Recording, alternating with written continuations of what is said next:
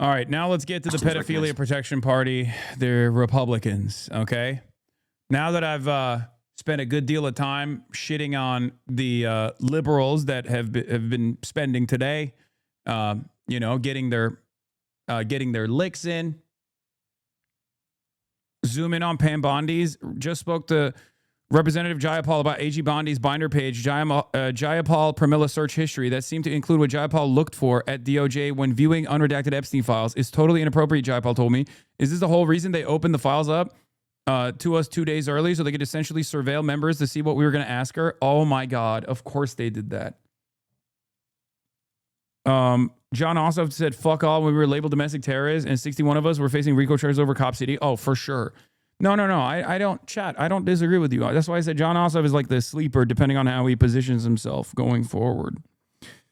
I just don't, I don't know how that. I'm sorry, did DOJ preserve Democratic lawmakers' search history in the unredacted Epstein files for use during an oversight hearing before said lawmakers? Yes. The answer is yes. That is precisely what they did because they're fucking evil.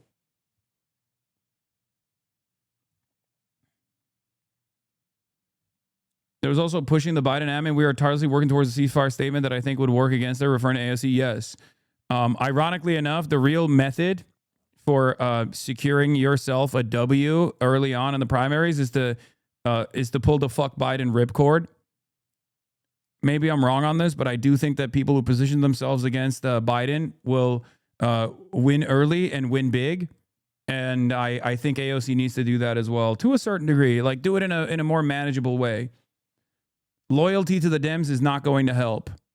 I think right now, loyalty to them is not even going to help in the Democratic Party primary because the Democrats fucking hate the Democrats. The Democratic voters hate the Democrats, right? Anyway, let's get to it.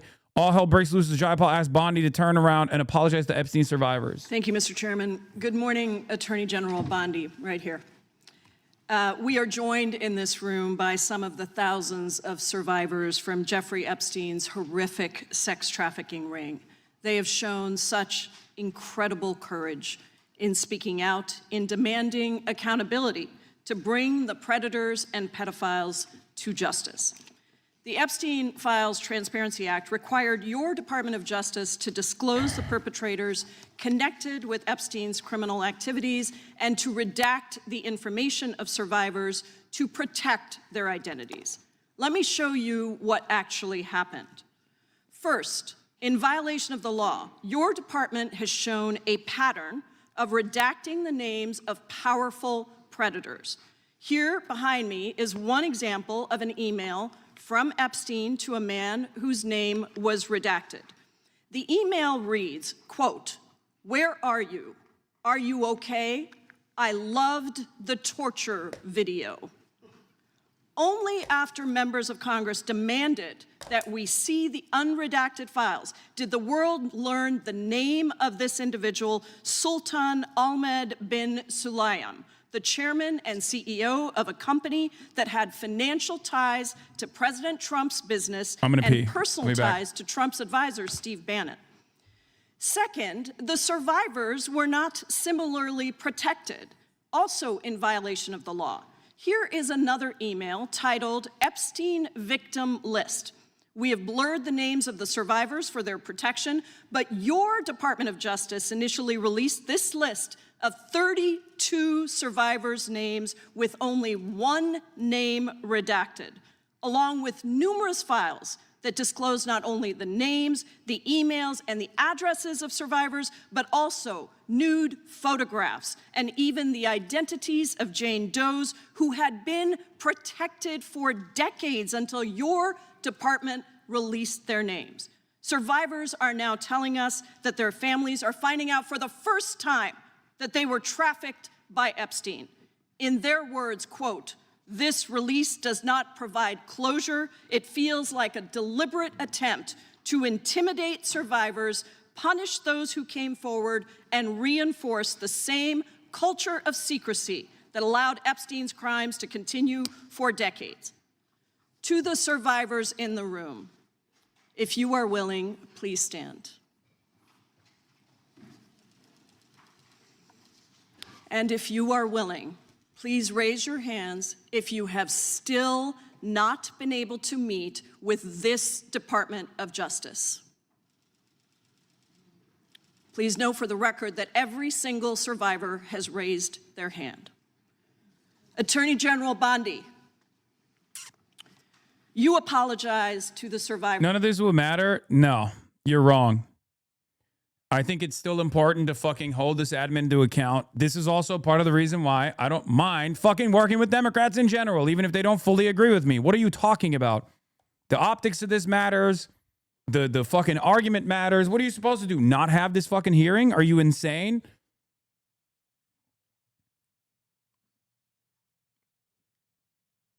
I said it beforehand, and it bears repeating. This is a major fissure in the base. This is a major weak point in the base. So much so that even the Democrats have fucking realized that they need to exhaust this talking point. It's also a massive, catastrophic injustice that is taking place. Of course they should fucking bring this up. Yeah. The Bondi, Pam Bondi, DOJ, Cash Patel, FBI didn't even meet with the Epstein survivors before concluding Epstein wasn't running a sex trafficking ring. It's psychotic. It's completely unacceptable. It's completely psychotic.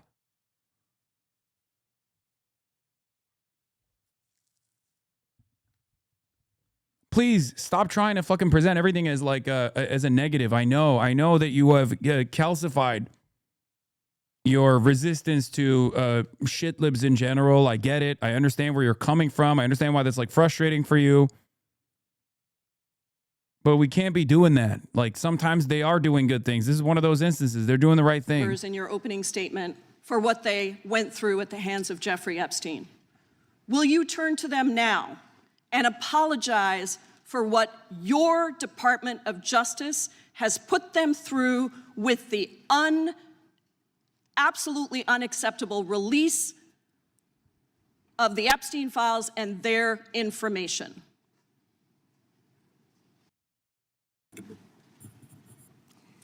Congresswoman, you sat before, Merrick Garland sat in this chair twice. Attorney General Bondi. No, can I finish my answer? No, I'm going to reclaim my time because I asked you a specific question that I would like you to answer, which is, will you turn to the survivors? This is not about anybody that came before you. It is about you. Dude, by the way, Pam Bondi's reaction to this was so fucking crazy.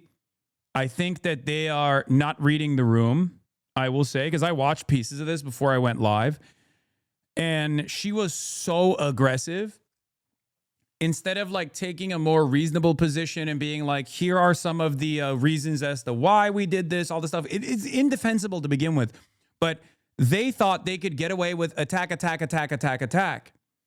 And it looked like she was, especially because like a lot of people are also, sexist. Let's be real. She looks like a hysterical woman for even the base, right?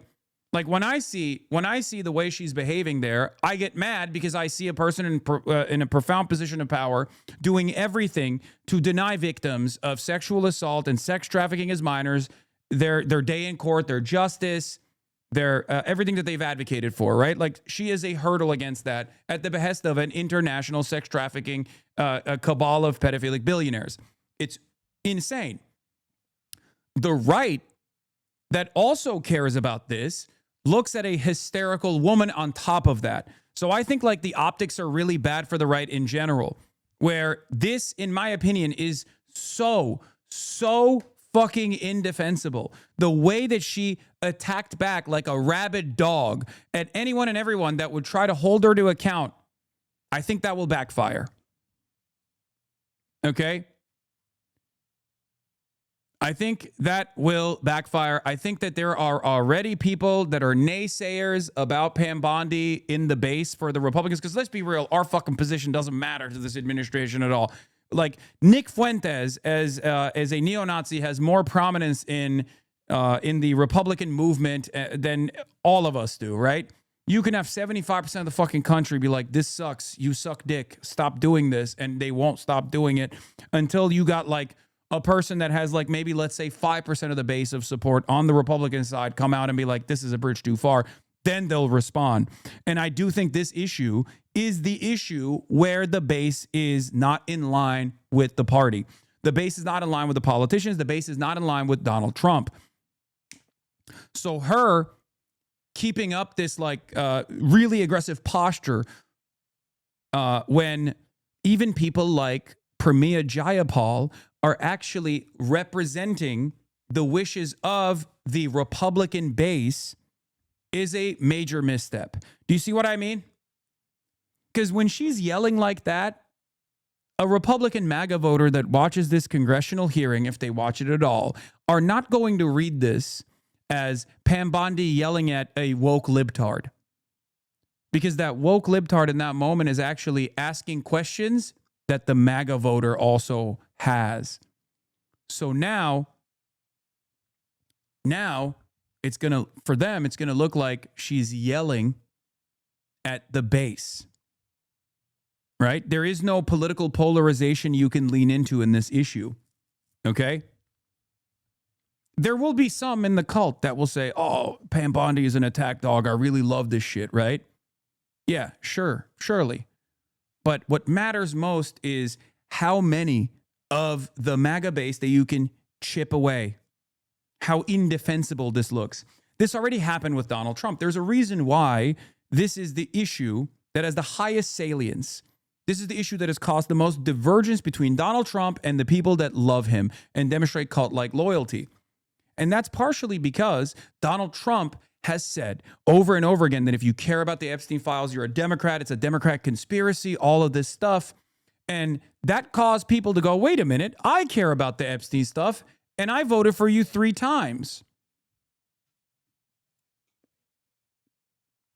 So when Pam Bondi, who has already fallen out of favor with the base of support, comes out and yells like this at people who are asking very reasonable questions about the lack of transparency that we've gotten, even though we've demanded from the Epstein files, and why they are presenting major hurdles in these revelations and protecting elite billionaire pedophiles, it makes Republicans feel like Pam Bondi is yelling at them too. Taking responsibility for your Department of Justice and the harm that it has done to the survivors who are standing right behind you and are waiting for you to turn to them and apologize for what your Department of Justice has done. Members get to ask the questions, the witness gets to answer in the way they want to answer. The Attorney General can That's respond. not accurate, Mr. Chairman. Because she doesn't like the my answer. time. So, Mr. Chairman, why I have asked didn't a she question. ask Merrick Garland this? I am twice reclaiming when he my sat in my time, and chair? when I will reclaim my continue to time, answer. it is Mr. Chairman, the my gentlelady has I'm reclaimed I'm her not going time. to get in the gutter for her theatrics. The time belongs to the time belongs to the gentlelady. The gentlelady has 17 seconds. Thank you. You're not going to answer this question, so let me just Chairman, say this. I'll direct it to what a you. massive No, I'm cover-up. answering a Mr. question. Chairman, will you restore her time? The witness I'm is not going to get interrupted. in the gutter with this woman. Stop the She's time doing and theatrics. let me have my time. The gentlelady from Washington controls the time. The gentlelady has 17 seconds. You can proceed with your final Thank you. 17 seconds. What a massive cover-up this has been and continues to be. Donald Trump made the release of the Epstein files the center of his political campaign because he thought it would benefit him. Then you got into office, Attorney General, claimed to have a client list, only Regular to order. then say that there was no list. Your deputy, Todd Blanche, met alone with Ghislaine Maxwell and transferred her to a minimum security prison. And now you continue the cover-up. And I wish that you would turn around to the survivors who are standing right behind you and on a human level Chairman, apologize The chair now to them recognizes the chair. and what you have done. Time of the gentlelady. What is this? To his baby ranch. Worst thing I've seen. Jeffrey's asking if you can FedEx the painting he made of the massacre of the innocents of the ranch. It's large 9x9 canvas that we had rolled out for him to see in the entryway. They are killing babies. He wants us to use it on the ranch. Yeah, I mean that's pretty freaky. I don't know. I feel like it implies what we know about already, which is Zora Ranch is a baby making operation through coercion, through force, through rape. By the way. May I respond? Anyway, Massey and Bondi have a shocking fight as he accuses her of the Epstein files cover-up as well. Incredible picture of the room that proves your point. Yeah.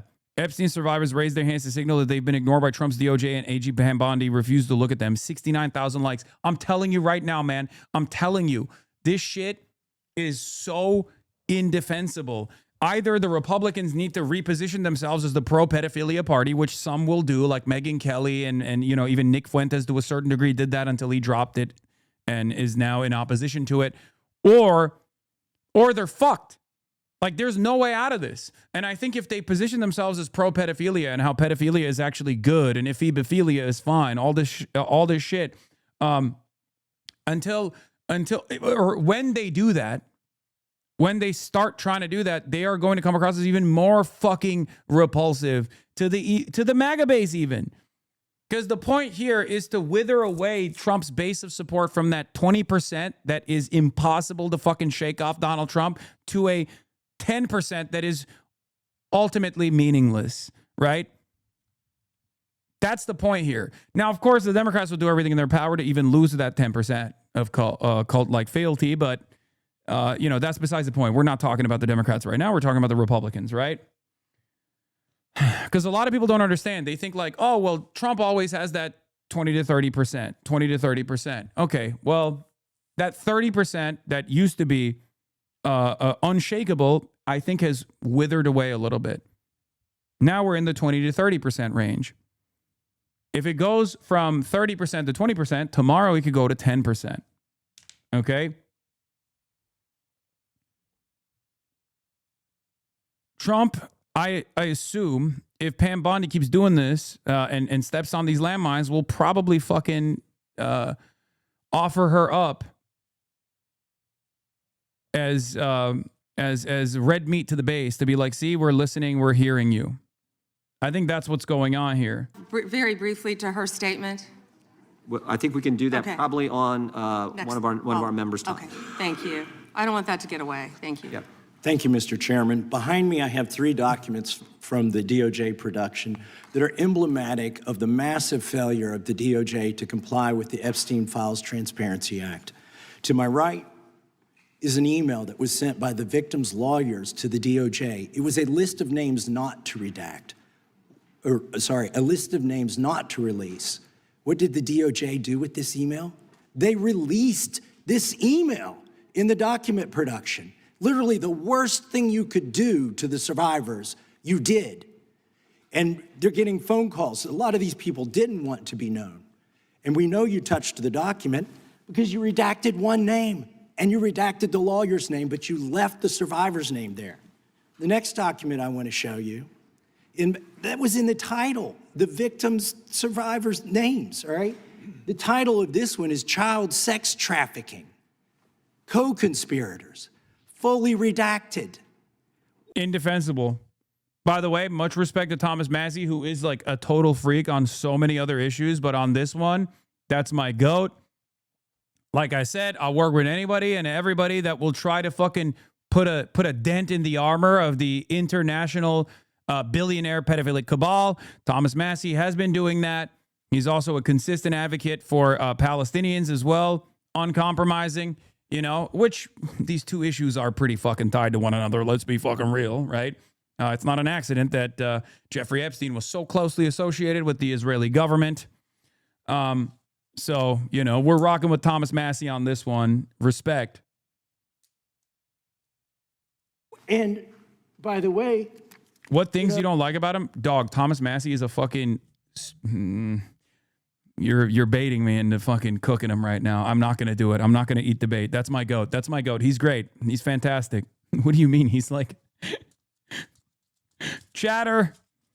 He is a giga libertarian who also happens to be super pro ICE, which is inconsistent with being a libertarian, but that's besides the point. We're not doing it right now. He's my goat right now in this moment.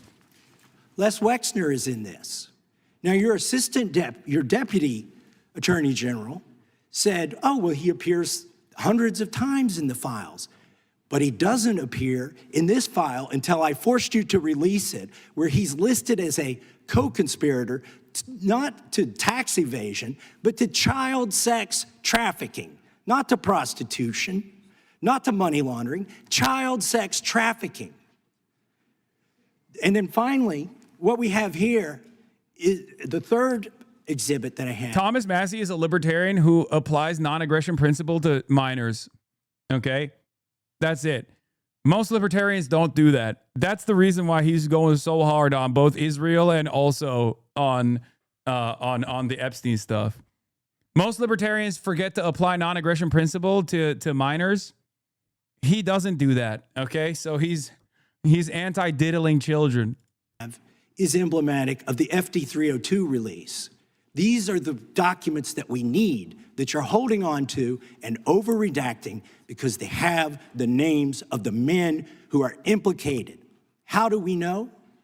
Because the survivors gave testimony to the FBI, and it's in there. And what happens when you go to the portal at the DOJ to look at what's behind this redaction? Another redaction. So we can't even see them. And then there's some of these files you've pulled down from the website that we will never see because we can't search the redactions. So I have several questions for you. Who's responsible? Are you able to track who in your organization made this massive failure and released the victims' names? Are you able to track who it was that obscured Les Wexner's name as a co-conspirator in an FBI document? Do you have that kind of accountability? I believe Wexner's name was listed more than 4,000 times about. Look at the reaction to Tom Massey, by the way, versus the reaction to like Pramila Jayapal. Yeah, I already told you that. This is where he's listed as a co-conspirator. Can I finish my answer? Come on, let me finish my answer.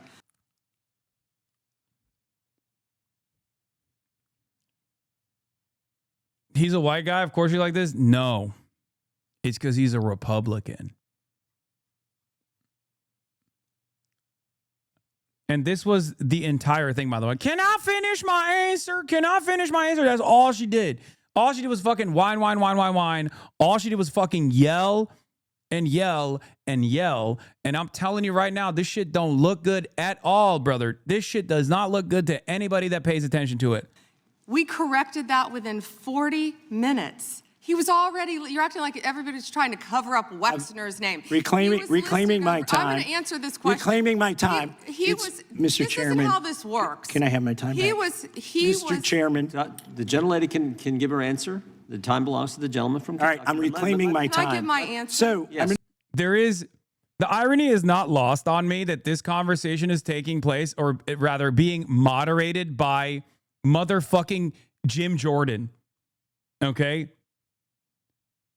Who is notorious for a sex abuse cover-up, okay? Sex abuse at the Jim Jordan is the one who is also moderating this conversation. He's chairing this fucking committee and has complete command over which way this conversation goes about sex abuse cover-up by the fucking administration. He's like, I'm locked and loaded. This is like what my career has been gearing towards. Oh, the Jim Jordan, remember when he slammed the Undertaker through the Hell in Cell? Okay, stop.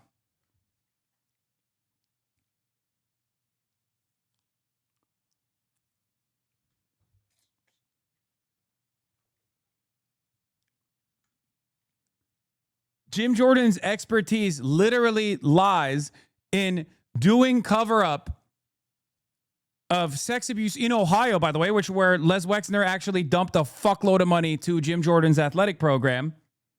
Another Les Wexner, another moment where Jim Jordan is actually doing cover-up for a Les Wexner-affiliated sexual abuse scandal.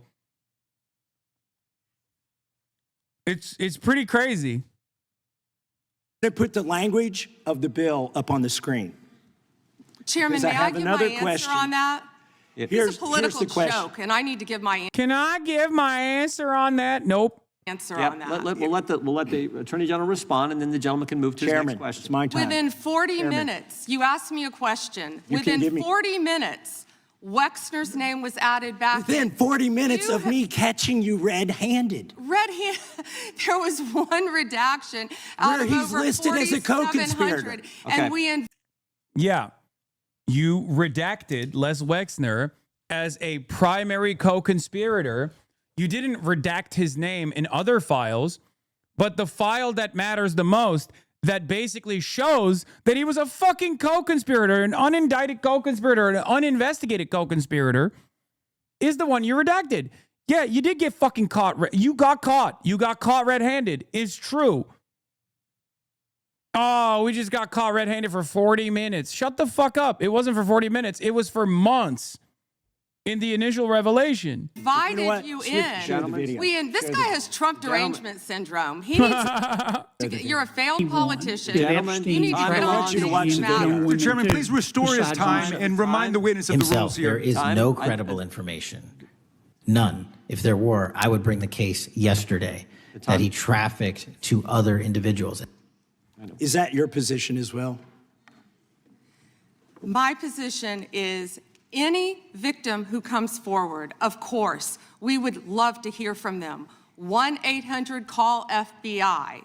Did you ask Merrick Garland that the last 4 years? Did you talk about Epstein? I am reclaiming at all my the time. last I'm 4 glad you're years? asking about Merrick Garland. You don't get to reclaim because this time when is you don't- bigger than when you can't- Watergate. when I don't answer a question the this way you goes want. over 4 administrations. You don't have to go back to Biden. Let's go back to Obama. Let's go back to George Bush. This cover-up spans decades, and you are responsible for this portion of it. And that's now, where the I want to most know at what transparent- point did the FBI and the DOJ decide that Lex Wessner was not a co-conspirator? Because our Epstein Files Transparency Act requires you, please put it back on the screen, please, to To the people who keep asking me, like, what makes you so confident that the Republicans will actually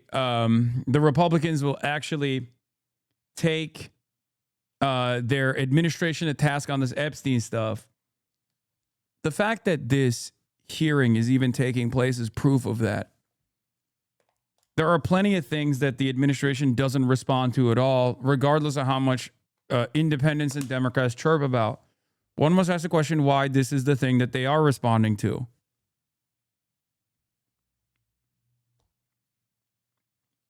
It's because the Republican base cares about this, chat. How is this proof of that? Oh my God, brother, what are you talking about? This is, look, political polarization in this country is set in completely, okay? Party loyalty trumps everything else. There are very few issues that actually move across. Very few issues that actually move across party loyalty, okay? This is one of them. Trump knows that as long as he maintains his base, it's going to be fine, okay? It's not going to be fine, but like at least he can maintain some level of popular support and do whatever the fuck he wants to do. This is the one issue where his base is like, no, I'm not on board with what you're doing. I'll give you another example. Israel. Trump could have just kept allowing Israel to keep pummeling Gaza without even making an aesthetic plea to make it seem as though there was a real ceasefire taking place. Now, there isn't. There isn't a real ceasefire. We know that. But the reason why he even forced Israel's hand to act like there's a ceasefire now implemented and significantly lowered the damage that Israel is doing to the Palestinians was because he realized that he was losing his own fucking base of support on this issue. Okay? And yes, while Israel has not ceased its endless pummeling of Gaza, let's be real, it's not the same. It's not to the same degree as like the amount of bombing that was taking place pre-fake ceasefire implementation. The reason why he did that is because he wanted to move the conversation away from Israel. Here is the base being at odds with the Republican mouthpieces in action, right? Laura Ingraham asked Turning Point crowd how many were satisfied with the Epstein investigation and invited applause. Let's take a look. How many of you are satisfied? You can clap. Satisfied with the results of the Epstein investigation? Clap.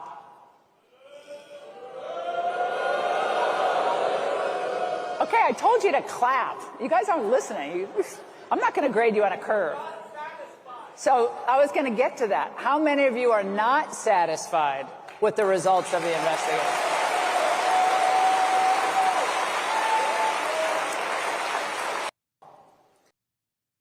Bondi stonewalled the D's today. The GOP base can't feel any relief from this. In your opinion, do they start calling for Bondi's resignation? I think it's important for us to try to get those guys to call for Bondi's resignation. Okay? That's what I think. Because I think if you get any W out of this, if you get any fucking blood, if you get even a little bit of blood, you cut them and they bleed a little bit, and you show people that they have the capacity to bleed, I promise you, more of it will come. Okay? That's what I think. That's what I believe. Because right now, Republicans have basically created a fortress around themselves, right? They've created a fortress around themselves on these opinions. They've created a fortress around themselves on maintaining the no compromise position. They did this with ICE, right?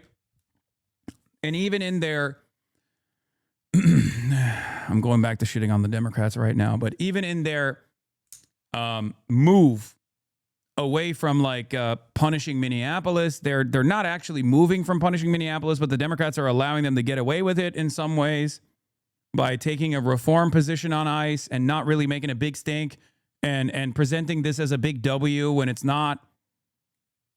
If you were to get a scalp, if you were to get a fucking scalp here, the blood's in the water and the sharks will pounce. Release the internal decision about whether to prosecute him or not, and it's not in the files, and it's not in the files for any of these other men. Time of the gentleman has expired. May she answer? And he's a hypocrite because he voted against the ban that we were talking about on. But don't you think it'll be just another cop-out like Bovino? Well, nothing changes. Like it feels like it's W and everyone moves on. It will be if we let it happen. But this is a domestic affair. It's the same with ICE. People are more likely to forget about Gaza because Americans are very selfish people and they think like Gaza's happening over there versus their opinion is on ICE, which is happening over here. I'll give you an example. Palantir. Palantir is in the news today. It should be in the news every day, but it's in the news today right now. Why? Because there has been an internal mutiny within the ranks of Palantir. Palantir had no issues when they were being used by Israel to murder people in Gaza. Here's a scoop from McKenna Kelly at Wired magazine. Tensions at Palantir have grown in recent weeks over the company's work with ICE. On Friday, CEO Alex Karp tried to calm concerns in an hour-long video that offered few specifics instead of offering NDAs to workers who want to understand how it's empowering ICE. Ali Winston says, amazing how ICE, not Israel, was the final straw for Palantir employees. Kind of a big tell.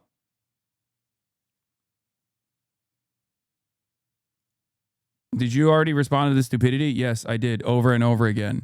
I not only responded when she replied to me, but she then quote retweeted it again because she didn't get what she wanted out of that.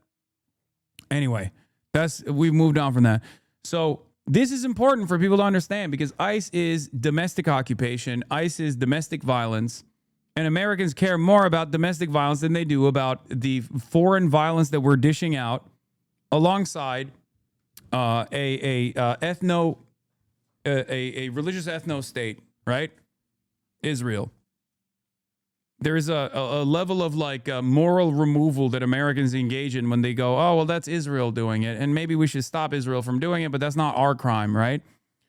That's not happening to me. It's happening to people that may or may not deserve it. And the reason why I'm bringing this up, the reason why I'm bringing this dynamic up is because the Epstein stuff is not going to go away in the same way that like people can move on from Israel, even if we don't. The majorities can move on from Israel and think like, oh, it's in the rear view mirror now. The Epstein stuff, they're not going to move on from. Deep fake AI porn. Only 2 people voted against it, and you were one of them, hypocrite. The gentleman's time has expired. She didn't answer the question. Mr. Chairman, Mr. Chairman, could she answer the question? Chairman, I was wondering. The gentlelady's allowed, the Attorney General's allowed to respond the way she wants to respond to any member's questions, Republican, Democrat. Yeah, of course Jim Jordan is going to defend Pam Bondi. I have unanimous consent request. Dick eater. Gentleman's recognized for a UC. All right. This is an example. I'm submitting these 302 forms that are entirely redacted, even when you go to look at them. Without objection. I'm submitting a witness statement that implicates Les Wexner. Without objection. I'm submitting an article from the New York Times that the DOJ released nude photos and identifiable pictures of the victims. I'm submitting a letter from A.G. Bondi to Kash Patel, imploring him to quit keeping the files when you found out that they were keeping files from you, because they're still redacting files that you... Chairman, are we going to recess for votes? Yes, we are. I'm submitting for unanimous consent a document of 17 individuals who've resigned because of the Epstein files. Without objection.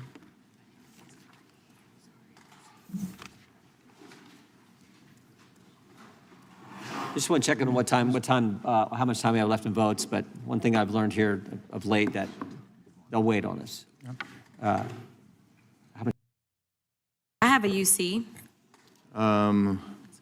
Ms. Crockett from Texas is recognized for UC. Thank you so much. Donald Trump's approval rating.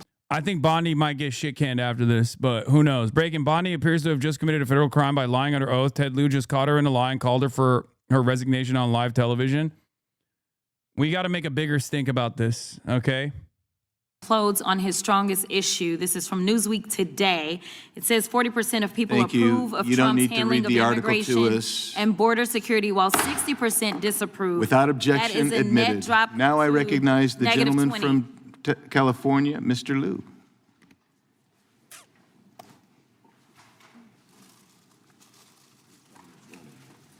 Thank you, Attorney General Bondi, for being here today. I'm going to show you 2 photos. Thank you. I'm going to show you 2 photos of former Prince Andrew. Prince Andrew attended various parties with Jeffrey Epstein. Under the law Congress passed, you were allowed to redact photos to protect the victims of Epstein's sex trafficking operation. You redacted the photos of this victim's face because you were following the congressional law. Is that correct?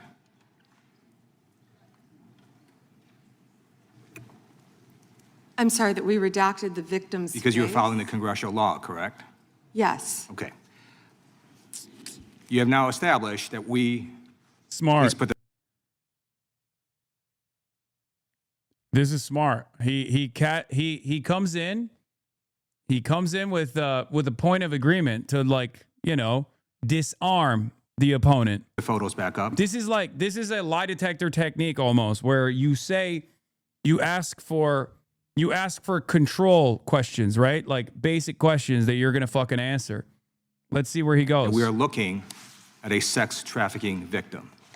Under the Federal Victims Trafficking Protection Act, not only is Jeffrey Epstein guilty, but anyone who patronizes Epstein's sex operation is also guilty of a crime. That's why I find it absolutely despicable that you sought to protect Epstein's clients, like former Prince Andrew. Last July, you closed the case on Epstein's abusers. The July 2025 memo from your Department of Justice stated, quote, "We did not uncover evidence that could predicate an investigation against uncharged third parties." These 2 photos, please put the photos back up. These 2 photos staring you in the face are evidence of a crime and more than enough evidence to predicate an investigation against former Prince Andrew. So I ask you, Attorney General Pam Bondi, why did you shut down this investigation last July, and why have you... Ooh! Okay, Ted. Okay, Ted. See? They're all sharks at the end of the day, but when they see blood in the water, they fucking cook. I would love to see how Asmongold defends this shit, by the way. not prosecuted former Prince Andrew? I don't believe you asked Merrick Garland these questions when he was Attorney General and set before. I agree with you. You twice. I've been claiming my Did time. you? Never I agree mentioned with it. you. I agree with you. During, Were the you not Biden, here during then? the Biden administration, I called for people looking at Epstein files. Merrick Garland dropped the ball, as did Attorney General Bill Barr, as did Alex Acosta, a whole string of failures. But you are in charge. You have the power to change things, to hold these men accountable, and you're doing the opposite. You're protecting. These guys have no you, by the way. All they got is no you. What? Epstein is a white people thing? Oh wait. Okay, dude. Who cares right now? Come on. So I want to move on to another man. Can I answer Donald that, Trump. though? I want to move on to another Can I answer question. your question about protecting You Prince answered the Andrew? question. You're saying no. I love this. I want to discuss another man, Donald Trump, who is all over the Epstein files, like former Prince. Here's a video.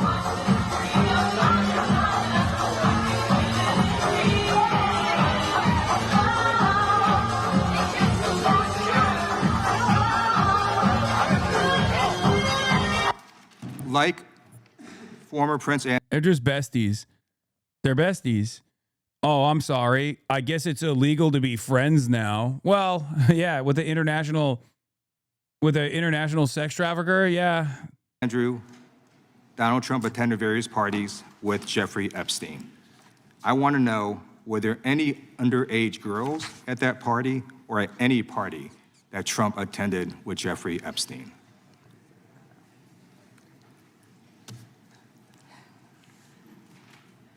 This is so ridiculous, and that they are trying to deflect from all the great things Donald Trump has done. There is no evidence that Donald Trump has committed a crime. Everyone knows that. This has been the most transparent president. That's so funny.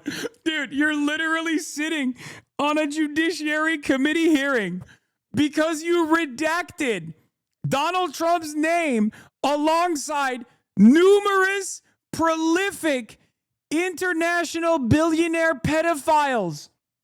It's not exactly a moment where you can defend the transparency of the fucking administration. Oh, what a crock of absolute dog shit. Presidency. He's the one that asked that those And files. she just keeps deflecting too whenever they're like, hey, notice how you protected international sex traffickers? Like over and over again. And she's like, well, this is the most transparent administration. I claim my time. This is also kind of Israel. This is like Israel, the most moral nation. Your answer. You said there's no President evidence. Trump asked Chairman, please stop the clock. Stop the clock. The legislation. This is Time. this I'd like is to reclaim ridiculous. my time. Time belongs to the gentleman from California. Okay. I'm going to put up another document from a witness who called the FBI's National Threat Operations Center, because I believe you just lied under oath. There is ample evidence in the Epstein file. Don't you ever accuse me of a crime. I believe you just lied under oath, and this is all on videotape. You said there's no evidence of a crime. I'm showing you. Here is. She's like, oh, you committed perjury just now. She's like, don't you ever. What are you going to do about it?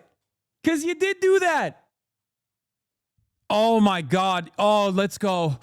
Oh, please, please, R.I.P. Bozo. Please, I can't wait. A witness statement who called into the FBI's Threat Operations Center. He drove Donald Trump around in a limo. He overheard what Donald Trump said to Jeffrey on his cell phone. He was so angry, he was going to stop the limo and hurt Donald Trump. And he met a girl who said she was raped by Donald Trump and Jeffrey Epstein. She later had her head blown off, and officers at the scene said that could not have been suicide. No one at the Department of Justice interviewed this witness. You need to interview this witness immediately. Epstein should rot in hell, so should the men who patronized his operation. And as we sit here today, there are over 1,000 sex trafficking victims. and you have not held a single man accountable. Shame on you. If you had any decency, you would resign right after this hearing Time of the concludes. gentleman has expired. May I respond? Yeah, I don't know how you respond. No one can. I did Well, not can ask a respond, question, but Mr. he Hasan. doesn't You're want allowed to talk to. about I did the not ask a horrific question. crime in California. He does not want to talk about I did not ask a crime question. in Oh my God. Dude, her answer literally always is like, well, what about crime in California? What about this? Dude, this is, I can't believe I'm saying this because we're seeing this currently at the national stage play out. Debate pedophilia.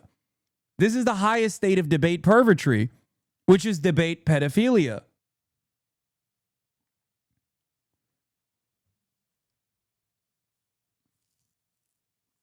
Fucking awesome.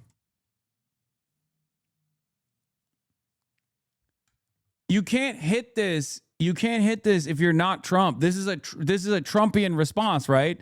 No you, no you, no you, over and over again. Only Trump gets to do that. And even on the Epstein stuff, Trump can't do that either. Because guess what? The no you can't be fucking worse. I mean, or the no you, when you do no you, it has to be worse overall than what you are covering up. When someone calls you a pedophile or a pedophile protector, you can't turn around and say, okay, well, you like domestic abuse, for example. Do you see what I mean? Like, you can't turn around and go, well, you're saying that I'm like protecting pedophiles, but what about your crimes against small businesses? You know what I mean? Like, that's not going to work. That's not going to work at all. It's ironic because I experienced one of these like debate pedophiles earlier, right? One of the things that I was, here's an example, right? Here's a fucking example. Here's a glaringly obvious example of this no you defense not actually working and falling flat on its fucking face. Where is it? Let me find it real quick. Here. You're in a sex cult led by a pedophile streamer. The day he goes Republican, you will too. You didn't care when he boosted Sam Hyde, Nick Fuentes, or Lauren Southern. Don't talk to me about obeying in advance. Vote blue no matter who got us into this mess. How many Groyper accounts have you retweeted and signal boosted? Does know you work there, you think? No, it doesn't. It doesn't. It's the same exact strategy. It doesn't work. At least for the time being. From Tennessee's recognized. Pedophilia still has a lot of stigma, luckily. It's kind of going away, but at least it has a lot of stigma. Just so I can feel something, can you please zoom in on Bondi's awful roots? Her cosmetologist clearly hates her and I need to feel something. Okay. No. Thank you. I'd like to introduce for the record a letter to Director Gabbard from Mr. Warner and Mr. Himes, and a letter of response from her to them about who invited her to Atlanta, and a copy of the search warrant. And I'd also like to just make clear for the record, the reason people in Memphis weren't going out was because the ice was on the ground and we were afraid we'd fall. But other than that, we go out all the time. Your worst take yet? Rude? What? That no you as a defense only works if the no you that you're deflecting away from has to be a higher fucking crime in general. 100%.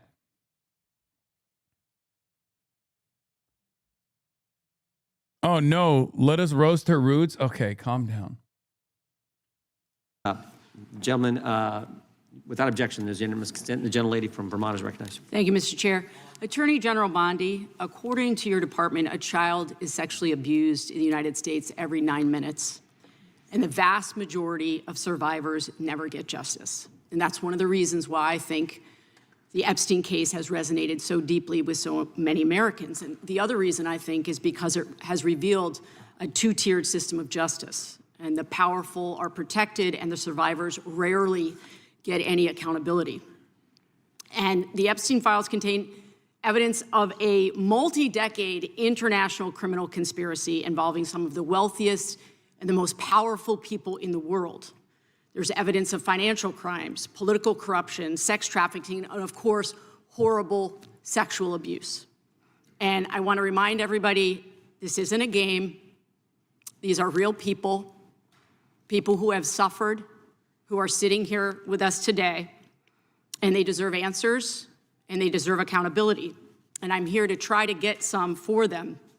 Now, I've seen some of the unredacted Epstein files, and obviously, as you know, President Trump's name is all over them, but so are the names of other senior Trump officials: Howard Lutnick, Secretary of Commerce; John Phelan, the Secretary of the Navy; and Stephen Feinberg, the Deputy Secretary of Defense. These men were appointed by President Trump to senior positions in his administration. All of them have clear and confirmed ties to Jeffrey Epstein. Attorney General Bondi, yes or no, has the Justice Department asked Secretary Lutnick about his ties to Epstein? Excuse me. Secretary Lutnick has addressed those ties himself. I'm asking you, has the Justice Department specifically asked Secretary Lutnick about his ties to Jeffrey Epstein? He has addressed those ties himself. Has the DOJ asked Secretary Phelan about his ties to Jeffrey Epstein? I don't know whether he has addressed those or not. Has the deputy, I like that. Oh, he's addressed it himself. Okay. But you're the Department of Justice. Like, fuck you mean he's addressed it himself? It doesn't matter if he's addressed it himself. You need to be conducting an investigation. It's like someone is suspected of doing a drunk driving, okay? Someone is suspected of killing someone in a drunk driving incident, okay? You ask the DOJ, have you prosecuted this person for drunk driving? You go, well, he came out and said he was drunk driving. Oh, okay. I guess no need then. I didn't realize if the fucking pedophile protector himself says he was actually homies with the pedophile, then you don't have to conduct any additional investigation into it. Mystery solved, I guess. The fuck?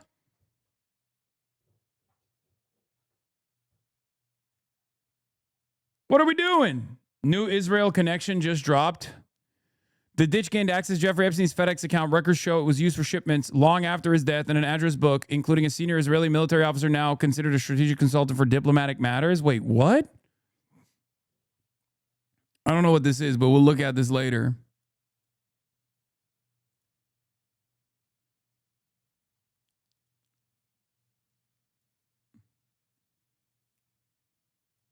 Deputy Secretary Feinberg talked to the Department of Justice about his ties to Jeffrey Epstein. Yes or no? Has the Department of Justice talked to Deputy Secretary Feinberg about his ties to Jeffrey Epstein, which are clearly spelled out in the files? It's a very simple question. It's not a trick question. I'm just asking you. Yeah, I'm stunned that you want to continue talking about. Oh my gosh. Epstein Okay, instead I'm of a Border reclaiming my Patrol time. I'm agent asking murder. you not a trick question, a simple Stunned. question. Okay, so what is clear Cook her is ass. we have evidence. Do you know that who Chris Malin is? We have evidence that 3 senior officials within the Trump administration have ties to Jeffrey Epstein. And what What does ties mean? I can conclude. What does What does ties mean? I don't know. Fucking hanging out with him, or saying he was a good guy, or saying he liked them young, just like I do. You know, things like that, I think, are pretty fucking deep. I mean, those are deeply held ties that you have with a guy. Sending him a birthday gift where you doodled a naked woman.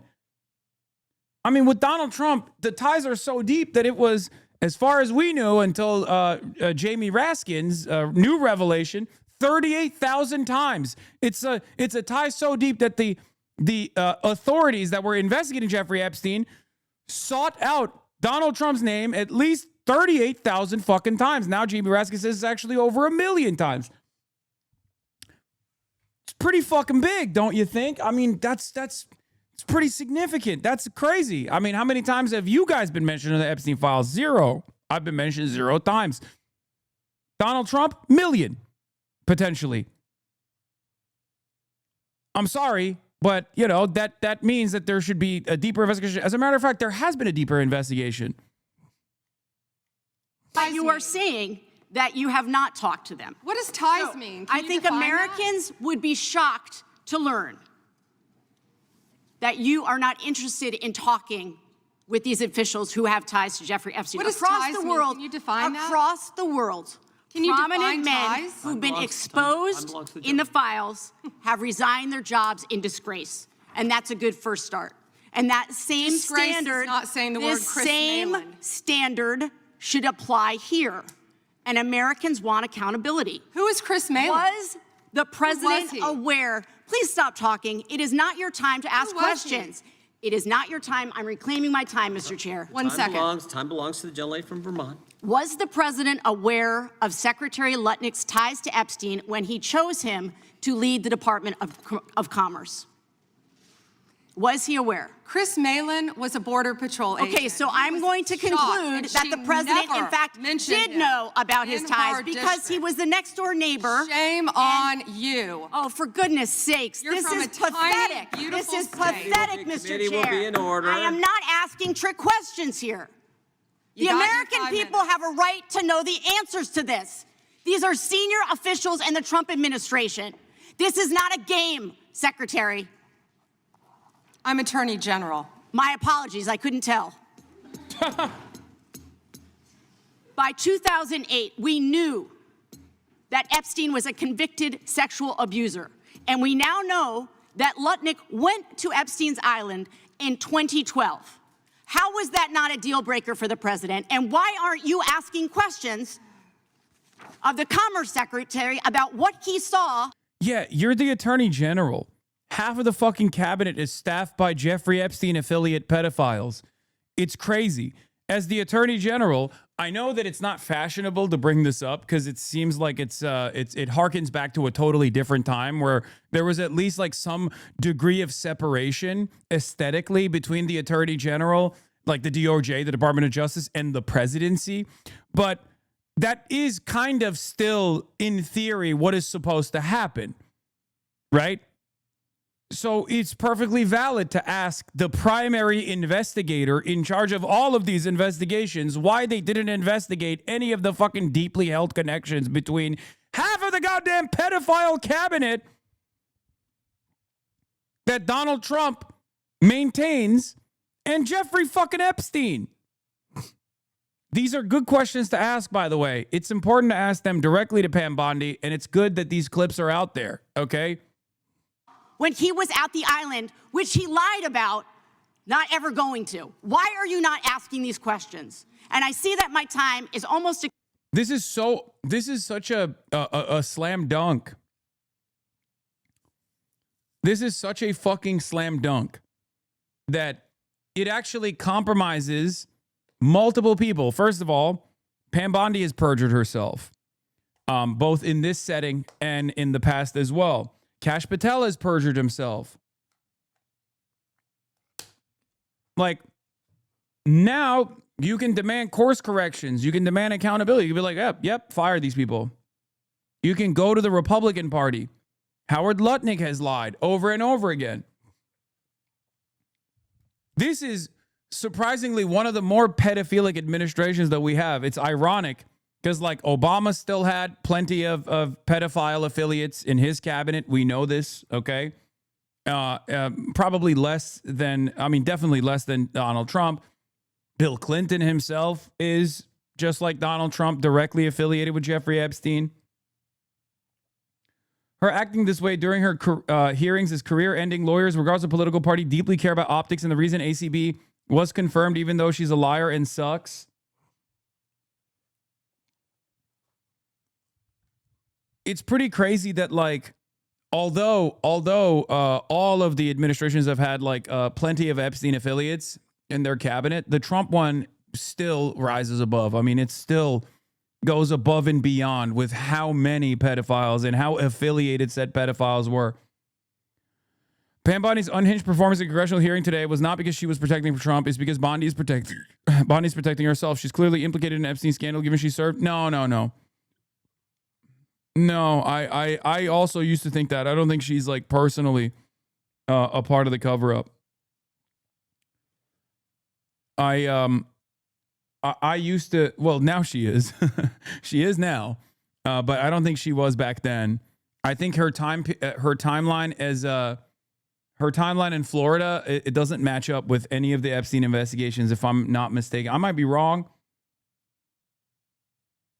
Pam Bondi is jester maxing and currently being frame mogged by the House Judiciary Committee. She's experiencing visible cortisol spikes as she continues to get fact mogged while perjury maxing, zero composure gains, getting reclamation mogged every 45 seconds for filibuster maxing. Nice. The hearing has returned from recess. Bondi is getting truth cucked into another dimension by the committee and still appears to be high inhib despite likely turbo coping and panic loading deflection fuel during lunch. What is this? Is this real? Is Charlie back? Are we carrying the flame? Hold on. Carrying the flame, bros. It's not over. It's not over. I see his beautiful face everywhere, dude. I see it everywhere I look. He is Charlie Kirk. Charlie hasn't stopped serving our country. My God. What a legend. Expired. So I will say this. Do the right thing, Attorney General. Meet with the survivors. They have been asking for a year. Meet with the survivors. Do the right thing. I yield back. Gentlelady yields back. The gentleman from South Carolina is recognized for 5 minutes. May I have 20 seconds of his time? That'd be up to the gentleman, but. Absolutely, Madam Thank you. Thank you. I was curious if you, Congresswoman, asked Bill Clinton that. Didn't see. What about Bill Clinton?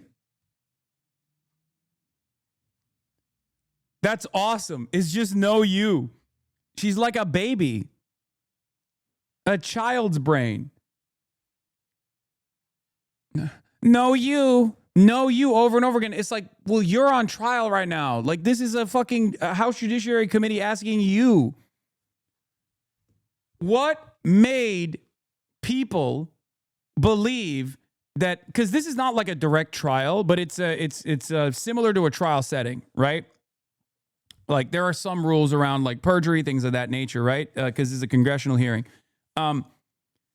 What's really funny about this is, like, this is the equivalent of sitting at your own trial and in your defense, like you're on trial for a murder, okay? You're on trial for a double homicide. And you turn around and go, well, Your Honor, what about all the times where I didn't commit homicide? Or turning around and saying, well, Your Honor, murders go unprosecuted every day. Why am I the difference here?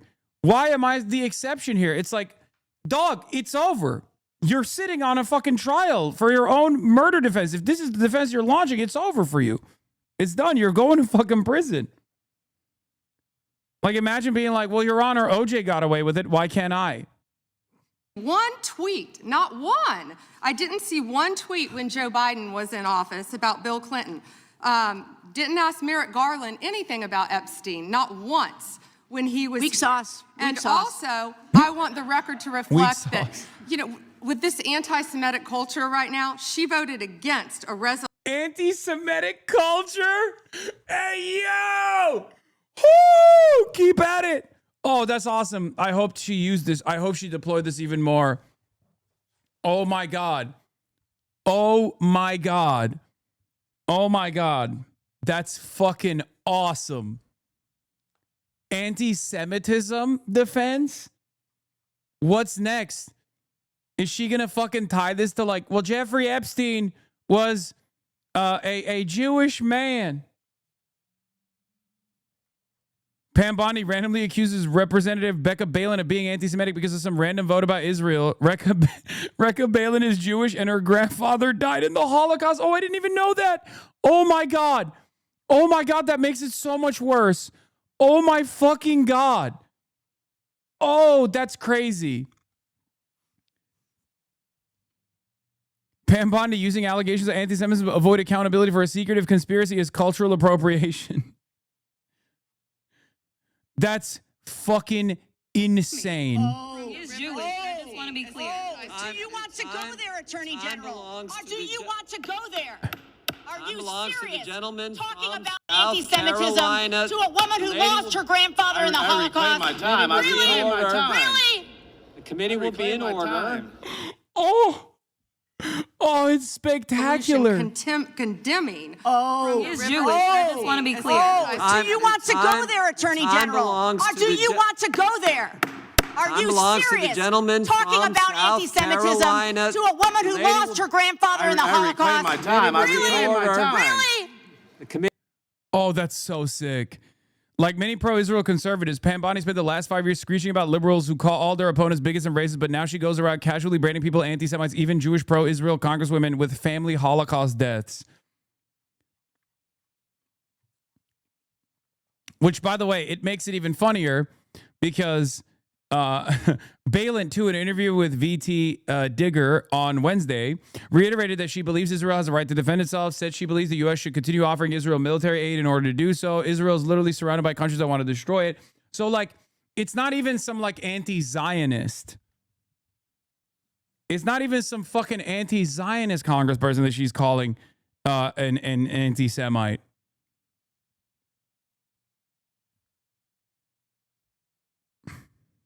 It's awesome.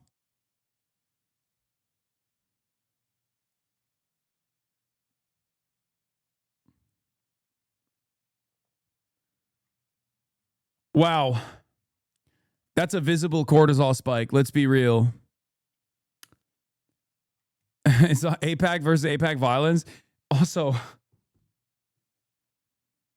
access to all the info in the world and didn't fucking look up her background. Remember how angry you were in the beginning of the stream and look at how happy we are? I mean, dude, it's not every day where you get to see a shellacking of this sort, of this magnitude, you know? And by the way, this should be proof that I am not I am not like a silly person. If a Democrat is doing the right thing, even if I don't agree with all this other shit that they do, I'm still going to fucking give them props. Okay? I want the Democrats to do more stuff like this, okay? That's it.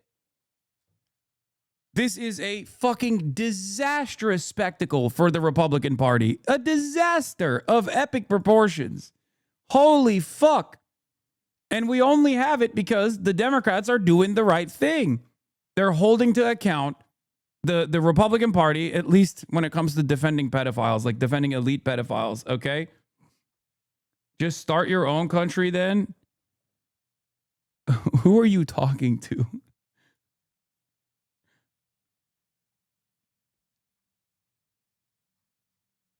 I'm confused.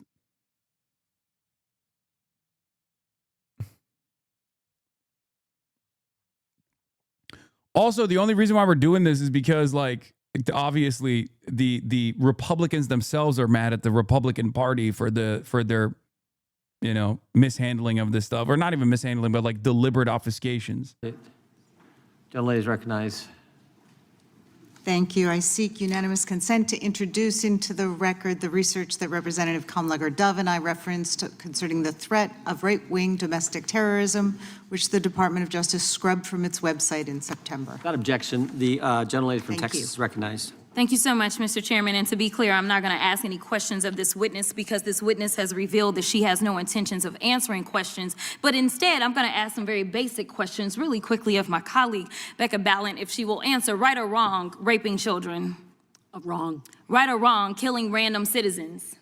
Definitely wrong. Right or wrong, enriching yourself as the sitting president of the United States. Definitely wrong. Okay, thank you, because I probably never would have got that with our witness. Our witness who somehow is a lawyer but does not understand how it works with witnesses. I'm not really sure what law school she went to and what all kind of cases she tried, but typically when you come into a space and somebody's a witness, then they sit there and they answer questions instead of asking questions. And then we also have this objection that we use as lawyers called non-responsive when a witness fails to actually answer the question. But nevertheless, let me address the survivors because that's exactly who they are. They are not victims, they are survivors. Let me say thank you for having more courage and moral clarity in your pinky fingers than the entire Department of Justice.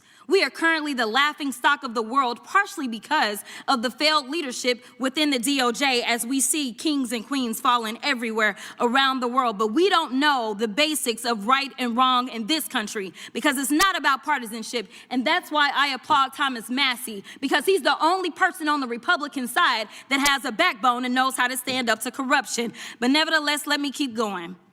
My Democratic colleagues have been attacked this entire committee hearing. They have been lied on. And frankly, the American people weren't looking for that. They were looking for answers about the corruption that they see coming from this administration. In the written testimony of this witness, of this particular witness, she stated that when she took office, she had two main goals. The first was to end the weaponization of justice, and second, to return the department to its core mission. Not only have you lied about both, you've intentionally done the exact opposite. You're spending more taxpayer resources arresting journalists than you are prosecuting pedophiles and creeps. In fact, your boss, the President of the United States. By the way, this is precisely the reason why I said back in the day, when Jasmine Crockett was like first coming out to say she was going to run for Senate, that like she would be a very good candidate if she wasn't a fucking establishment Democrat in her policies. Okay? Like this moment right here, this uninterrupted 2-minute and 32-second moment right here is exactly why I said like she has the capabilities of launching a decent opposition to the Republicans. The only issue I have with her is that her policies are fucking dog shit. Like, she has the aesthetics. She has the fire. She can actually conduct herself this way. It's just what she is conducting herself in the direction of is horrible, horrible, old-ass, completely broken, third-way neoliberalism politics. Like, this is the problem. This is the issue that I have with her.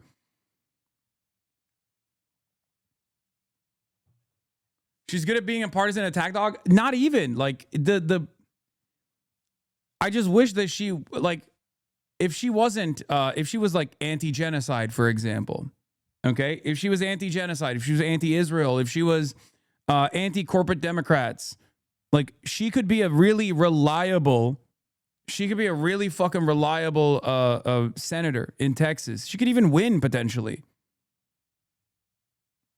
Or anti-crypto too. Anti-crypto is like by the way, ironically enough, anti-crypto is even less popular than Israel, and Israel's popularity is dog shit, as we know. And she's pro-crypto. It's crazy.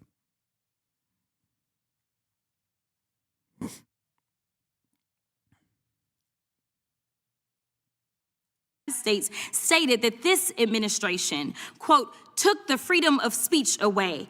And at your direction, DOJ has arrested Don Lemon and Georgia Fort. And I might add that y'all actually had a judge that rejected y'all for trying to arrest Don Lemon before, just like the grand jury rejected y'all as it relates to Senator Kelly, just like a grand jury rejected y'all as it relates to Senator Slotkin, just like the case against Tish James was dismissed and the case against Mr. Comey was dismissed. I completely don't get how it is that you're sitting at the top of DOJ, because you don't seem to be good at your job. You're spending more taxpayer resources arresting these journalists. In fact, we know after Georgia Fort and Don Lemon were arrested, we know that there were homes of journalists that were raided.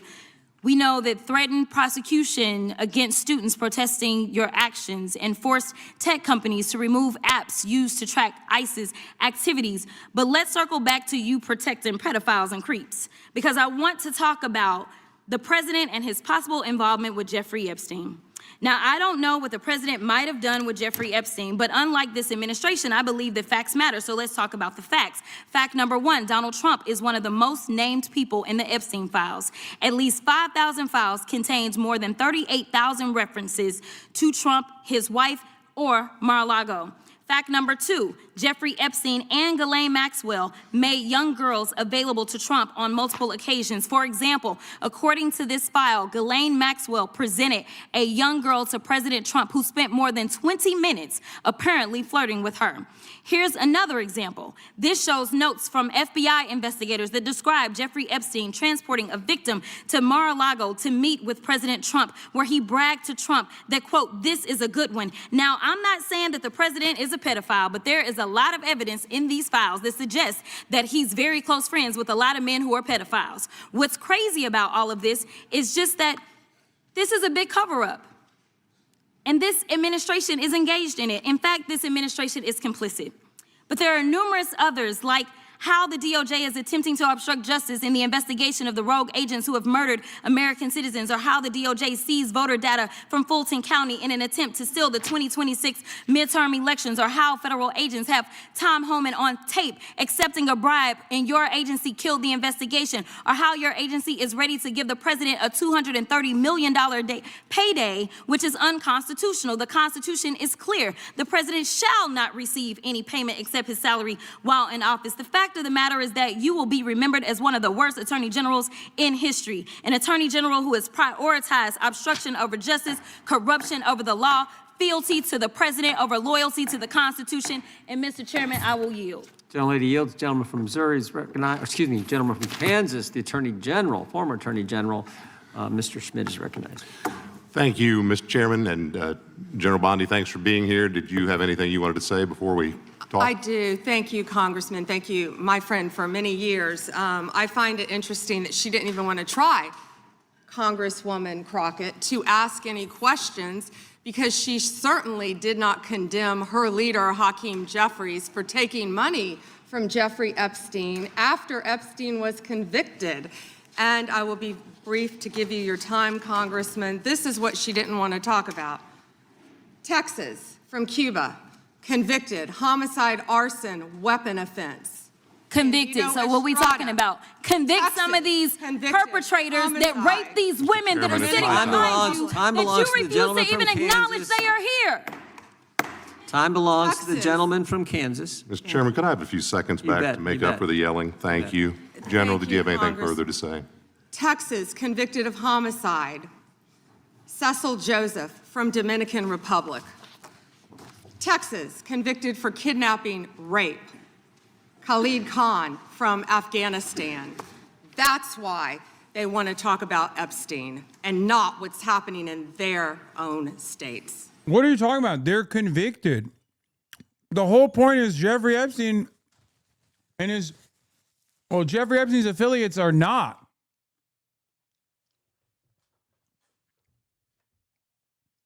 That's not how this works.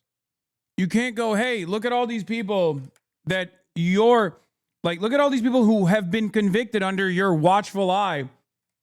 Please stop looking at the non-convicted elite pedophiles I'm defending now.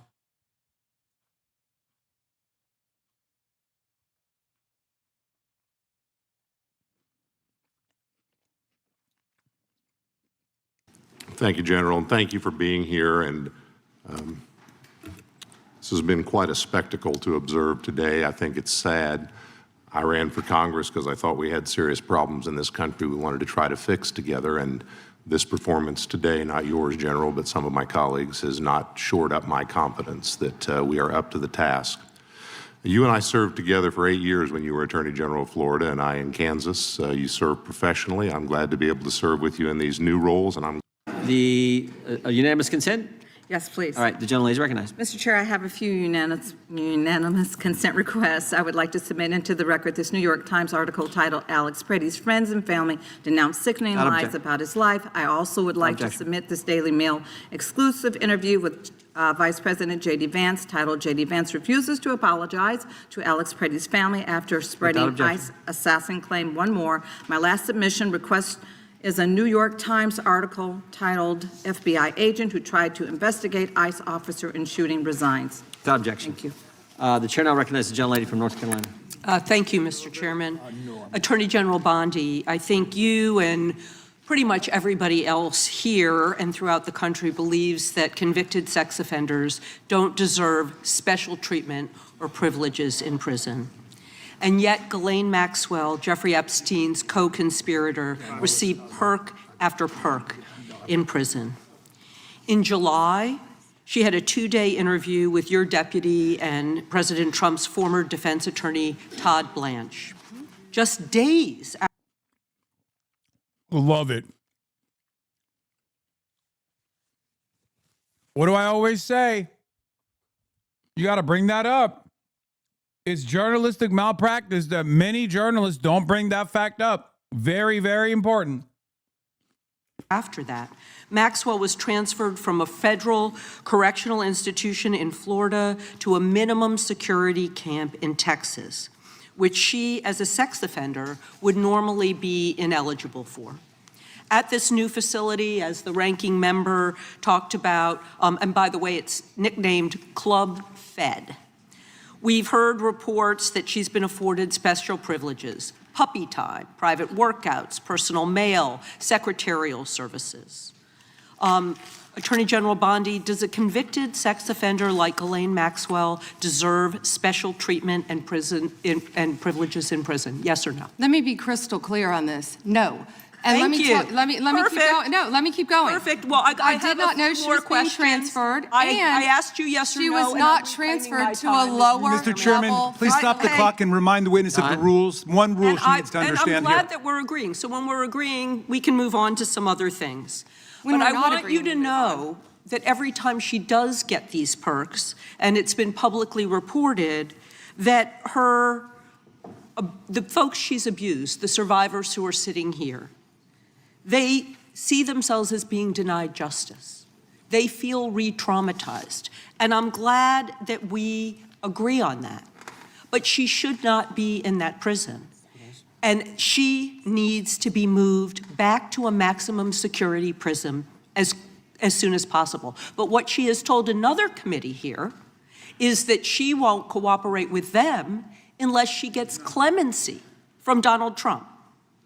It's just crazy to consider that she can be wielding this kind of influence within the administration. But that begs the question, who ordered her to be transferred to the minimum security prison that she was ineligible for? Who signed off on the special privileges? Was it Mr. Blanche?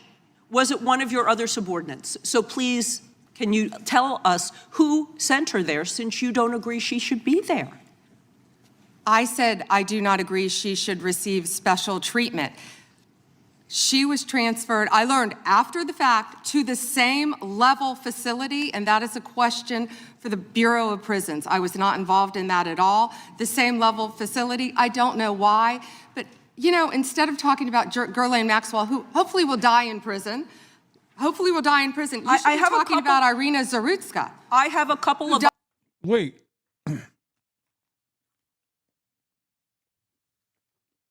You can't say that, dumbass.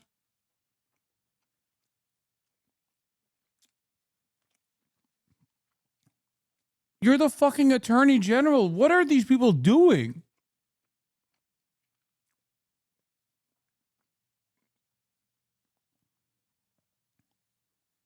I'm not a process liberal by any means, but like,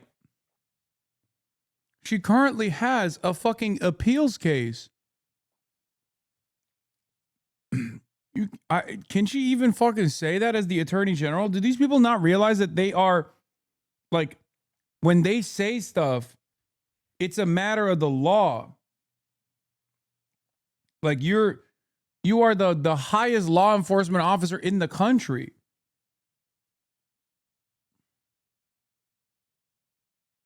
This is an opportunity for a competent defense team to use your words.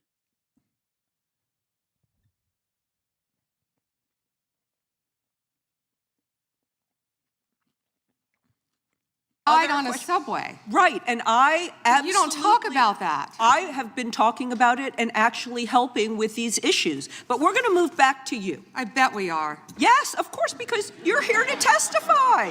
That's what the whole point of this endeavor is. So of course we're moving back to you. It is all about you. So as we've heard, she took the fifth in response to every single question in that committee hearing. And her lawyer dangled the offer of clemency. Should Donald Trump pardon or commute her sentence? Should she be released from prison, yes or no? You said you hope she dies there, so I'm hoping the answer is no. I already answered that question. Good. I'm very glad. I really like this bipartisan agreement about when what it should agrees happen with with you. her. But you don't want to talk about Irina Zarutska. You don't want to talk about I talk about her murdered all by the a time, violent crime but offender I am not in here your to jurisdiction. testify before Congress. You are. That is your job today. You're That's what you're getting paid for. obsessed with attack. I want you to know that your own DOJ employee, he's recently been demoted and had some other problems, advises on pardons. Do you think he will be advising Mr. Trump on any kind of clemency or pardon for Ghislaine Maxwell? I'm not going to speculate, and you couldn't even identify properly. That's why you don't want to talk about Irina Zarutska. You couldn't properly identify her relative. I absolutely it's embarrassing. Have been, and her family, by the way, appreciates all of the condolences, all of the help, everything that our law enforcement in North Carolina has been doing to help her family. Her family feels well treated. Thank you, and I yield back. Gentlelady yields back. Gentleman from California is recognized.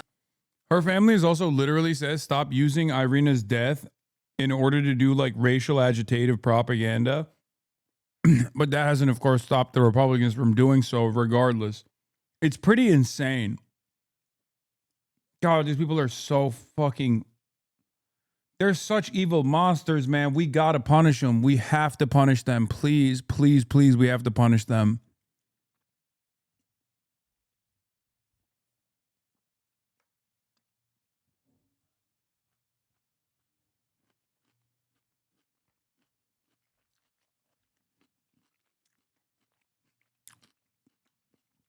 Pam Bondi. She has to go to prison. Work to be done in that area, but I want to thank the Attorney General for her great work in the first year on the job, and I want to thank you for being here. With that, I would yield to the ranking member for an opening statement. Thank you kindly, Mr. Chairman, and welcome, Attorney General Bondi. You've got the best lawyer's job in America because your mission is justice and your clients are the American people. But to promote justice for the people, you've got to listen to the victims, like the women seated behind you today. Those are just some of the hundreds of survivors of Jeffrey Epstein's global sex trafficking ring who are demanding that the truth be told and are demanding accountability for the abusers who trafficked and raped them.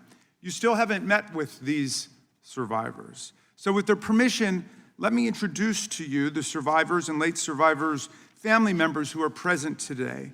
There's Teresa Helm, there's Jess Michaels, Laura Bloom McGee, Danny Bensky, Liz Stein, Marina Lacerda, Sky and Amanda Roberts, who are the family of the late Virginia Giuffre, Charlene Richard, and Lisa Phillips.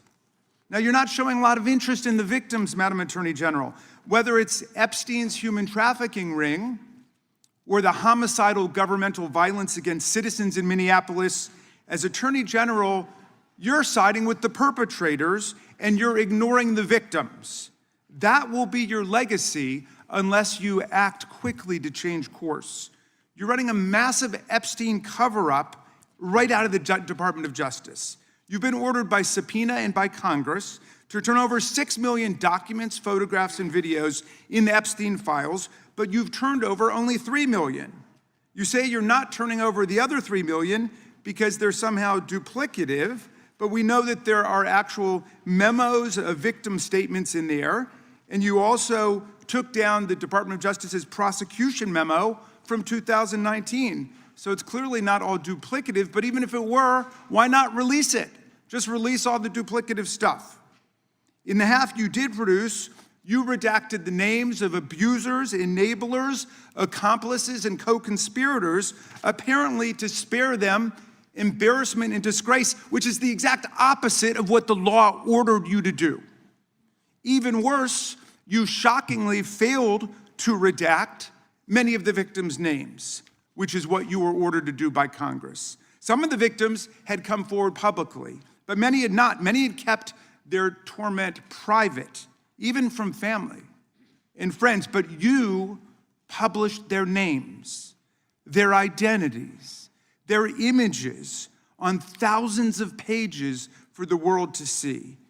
So you ignored the law, and even with over 100,000 employees at your disposal, you acted with some mixture of staggering incompetence, cold indifference, and jaded cruelty towards more than 1,000 victims raped, abused, and trafficked.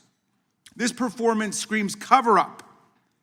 Convicted sex trafficker and groomer Ghislaine Maxwell opened the gates of hell to Virginia Giuffre and hundreds of other victims, as Virginia recorded in her remarkable book, Nobody's Girl.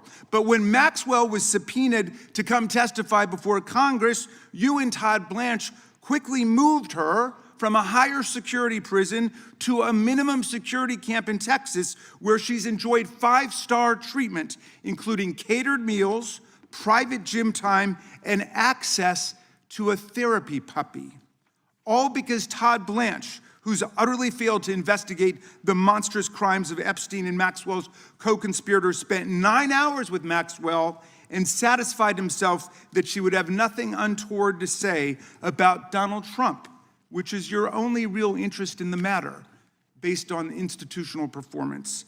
But abandoning victims and coddling perpetrators is what you do best. When the FBI opened a criminal investigation into the brutal killing in Minneapolis of Renee Good, a poet and 37-year-old mother of 3, by Trump's masked paramilitary ICE agents, you shut it down. You claim you're investigating the cold-blooded murder of Alex Preddy, an ICU nurse at the VA. But how can we trust the administration when the president and Kristi Noem call Preddy a domestic terrorist and Stephen Miller called him a would-be assassin? Not only do you refuse to share evidence with the state and local investigators and prosecutors in Minnesota, you have blocked their access to the crime scene and the evidence. How are you seeking justice for Marimar Martinez, the Montessori school teacher in Chicago who was shot 5 times by a Border Patrol agent who bragged about it on text? Or the family of Keith Porter, a father of 2 shot and killed by an off-duty ICE agent in LA? Or the family of Silverio Villegas Gonzalez, shot and killed in Illinois minutes after he dropped his kids off at school? There's no sign of any movement at the Department of Justice. You even launched a criminal investigation into Renee Good's grieving widow. How sick is that? Yeah. But it's even worse. You've turned the People's Department of Justice into Trump's instrument of revenge. Trump orders up prosecutions like pizza, and you deliver every time. He tells you to go after James Comey, Letitia James, Lisa Cook, and Jerome Powell, the head of the Federal Reserve Board, and members of Congress like Adam Schiff, Mark Kelly, Alyssa Slotkin, Chrissy Houlihan, Jason Crow, Chris DeLuzio, and Maggie Goodlander, to name a few, and you snap to it. You replace real prosecutors with counterfeit stooges who robotically do the president's bidding. Nothing in American history comes close to this complete corruption of the justice function and It is true. Like, the American government has always been a fucking ruthless administrative apparatus that has overseen so much death and destruction. They've engaged in naked corruption from time to time, but never to this severity, never this brazenly. It is genuinely unique. It's just that maybe it's partially because of their incompetence, where they don't even like try to cover it up. Maybe it's a matter of the times. Maybe it's because there's not a lot of Maybe it's because there's not a lot of investment or interest in holding people to account.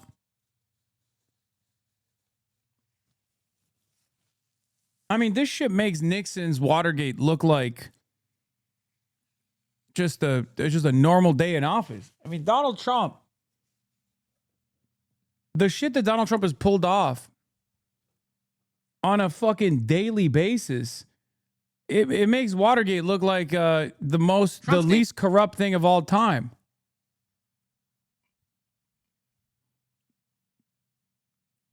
I guess the only reason why Watergate even had impact was because at that time, at that point, there was this notion that like the American government is supposed to be above such endeavors, you know?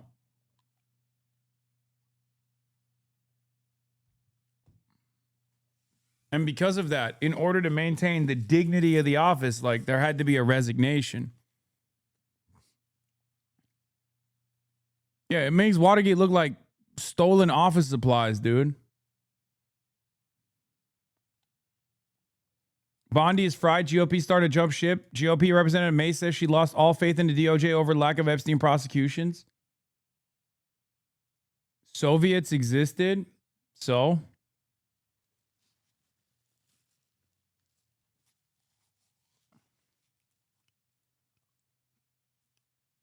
Asmongold is actually trashing Bondi so hard it's funny to see. Hell yeah. Yeah, baby. Contamination of federal law enforcement. And the good news is many serious lawyers at DOJ, including some of your own original appointees, have refused your lawless orders. Danielle Sassoon, your original pick for acting U.S. Attorney in Manhattan, resigned. I told you, total woke victory here. Ugh. Actually, that is a weird thing to say because it's like woke. Back in the day, woke was about being like a kind person, right? Nowadays, it's woke to be anti-pedophilia. What the fuck are we doing? It's just a sign of the times, man. It's gotten so much worse.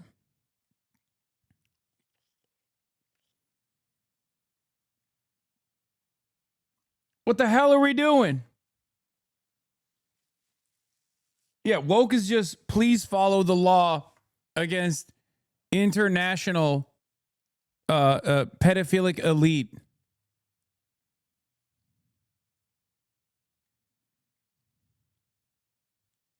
Rather than follow your corrupt order to quash an indictment against Mayor Eric Adams as a political favor from Donald Trump.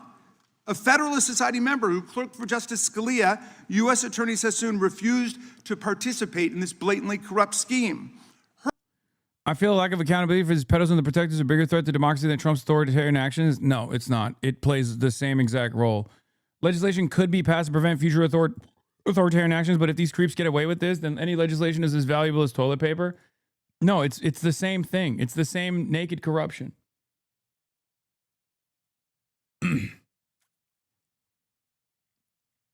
They're trying to deflect from the files so incredibly hard. I hate it here. Your obsession with the Epstein files is a little weird at this point. Oh. Come on, Guy Vermectin, pro-Second Amendment conspiracy theorist.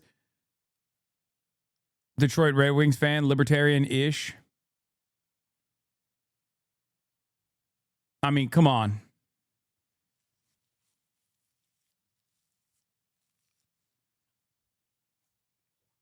Her top assistant, Hagan Scotton, an Iraqi war vet and two-time Bronze Star recipient who clerked for Chief Justice Roberts, and then Judge Kavanaugh, promptly resigned too, writing to your office, quote, I expect you will eventually find someone who is enough of a fool or enough of a coward to file your motion, but it was never going to be me.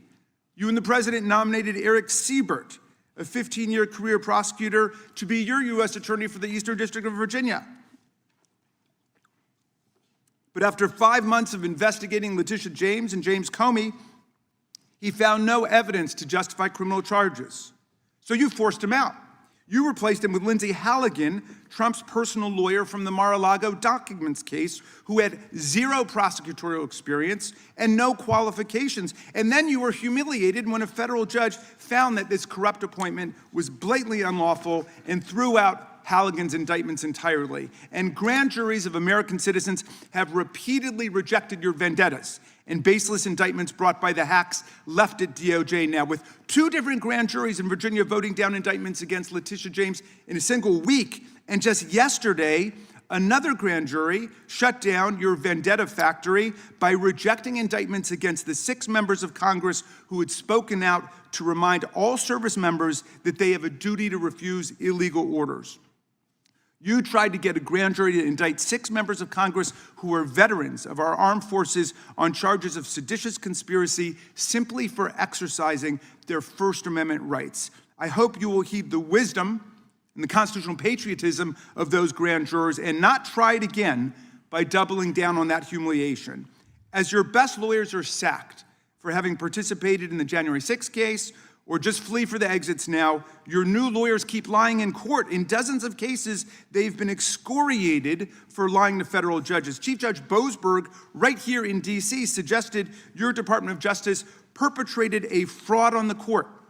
Other judges found your statements to be, quote, inexplicably misleading, patently incredible, totally inconsistent, and so disingenuous that the court is left with little confidence that the government can be trusted to tell the truth about anything. Now, as ranking member, I asked the chairman to add a few extra rounds of questions today because we each have 5 hours of questions, not 5 minutes, but we're stuck with 5 minutes. That's clearly insufficient to give voice to America's victims and survivors and to demand answers about all the corruption and cover-ups that we see at DOJ right now. We've got just 1 round, so we ask you politely but firmly, Madam Attorney General, please do not waste 1 second of our precious time by evading questions, by changing the subject, or engaging in personal attacks against members of Congress. We saw your performance in the Senate, and we're not going to accept that. This isn't a game. In the Senate, you brought something with you called a burn book, a binder of smears to attack members personally for doing the people's work of oversight. Please set the burn book aside and answer our questions. And when you hear us reclaim our time, that means it's time for you to stop speaking. We only have 5 minutes, so when we reclaim our time, that means you stop. Yeah, she didn't hear that. So remember, this was the intro.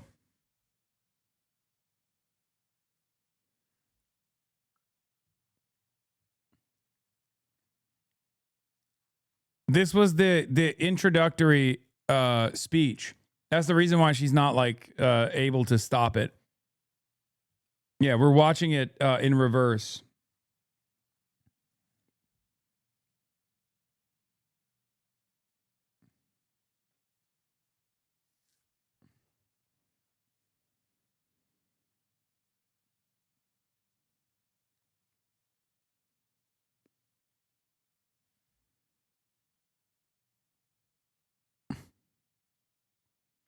If you don't, we will ask the chair to stop the clock and let you go on his time. The quality of justice in America depends on the character of our government. Please do your job and bring the Department of Justice back from the brink. The survivors seated behind you and the American people watching everywhere deserve a Department of Justice worthy of its name. I yield back, Mr. Chairman. Without objection, all of the opening statements will be included in the record. We will now introduce today's witness, the Honorable. How much do you think the claims of these survivors are worth? As the good congressman from Kentucky just pointed out, there were lots of survivors who had decided, for reasons of their own, never to release their names. That determination was represented to people in Congress, and we built it into our federal law that their names could not be released, and yet you published their. Yeah, this is after the introduction. Now she's going to cook him. Well, not cook him, but like, she's going to say he's a 2-bit failed attorney. Names, their phone numbers, their addresses, personally identifying information. If Donald Trump can get $10 billion theoretically from the Department of Justice, how much should these people get for a far worse violation of their privacy rights and a far greater danger established to them in their lives. Do you even know who Chase Mulligan is? You're so obsessed. Dude, come on. Come on. Dude. Oh my God. Do you know Adam Tarlington?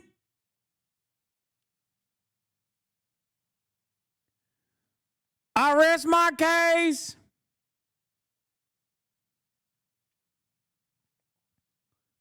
It's like, this is not a fucking, this is not an internet debate, okay? This is a fucking judicial oversight committee hearing in the House about your actions. I don't get it. She doesn't get it. Yeah, I was going to say, it's like, she just keeps thinking like, no, you is going to get her out of this shit.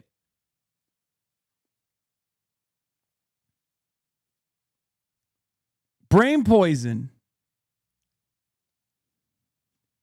Obsessed with you. Don't do I'm you? going to teach you the rules again. You're the Attorney General of the United States. We have rules here. You're obsessed with him. You're the Attorney General of the United States. With And the rules. obsessed with You're obsessed with my man, Donald Trump.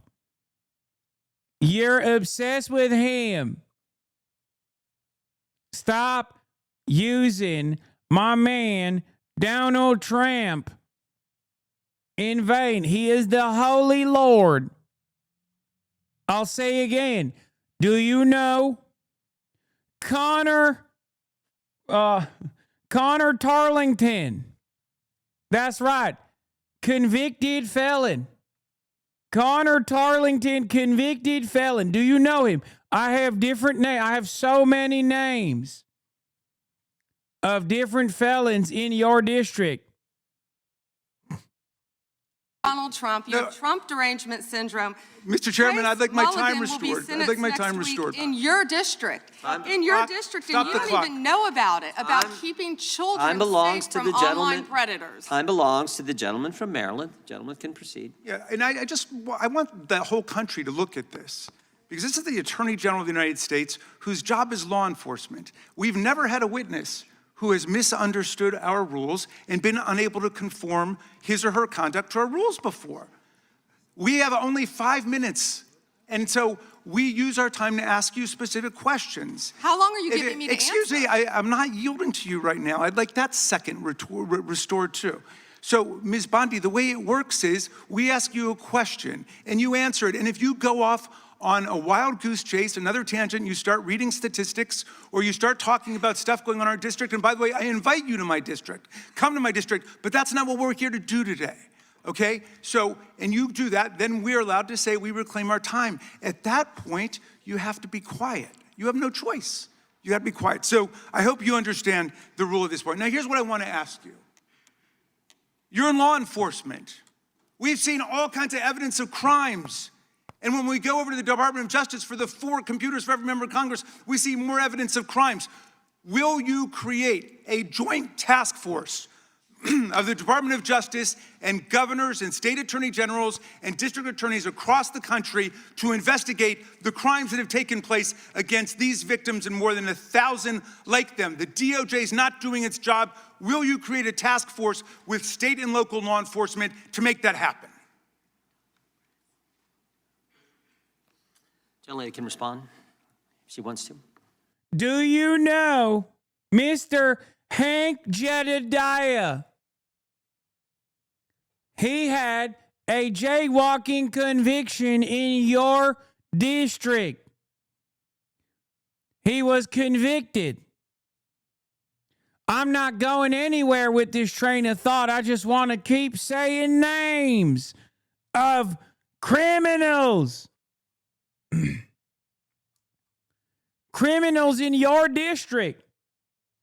Oh, you accuse me of engaging in a cover-up of international pedophile elite? Well, guess what? There are criminals in your neighborhood, and they're now in prison.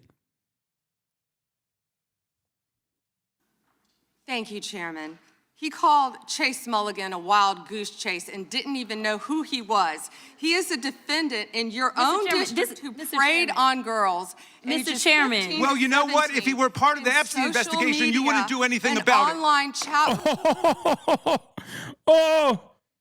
Oh, Jesus Christ. Rooms and committed sextortion. Yet he didn't even know in your tiny little district who he was. Mr. Chairman, she's embarrassing you. He's about to be This is your committee, and she is embarrassing you. Shame on you. The amount of resources that have gone into targeting Attorney General James, months of investigations, multiple failed indictments, is astounding. Since your own prosecutors told you that there is not enough evidence to support a conviction, it's clear that you were going.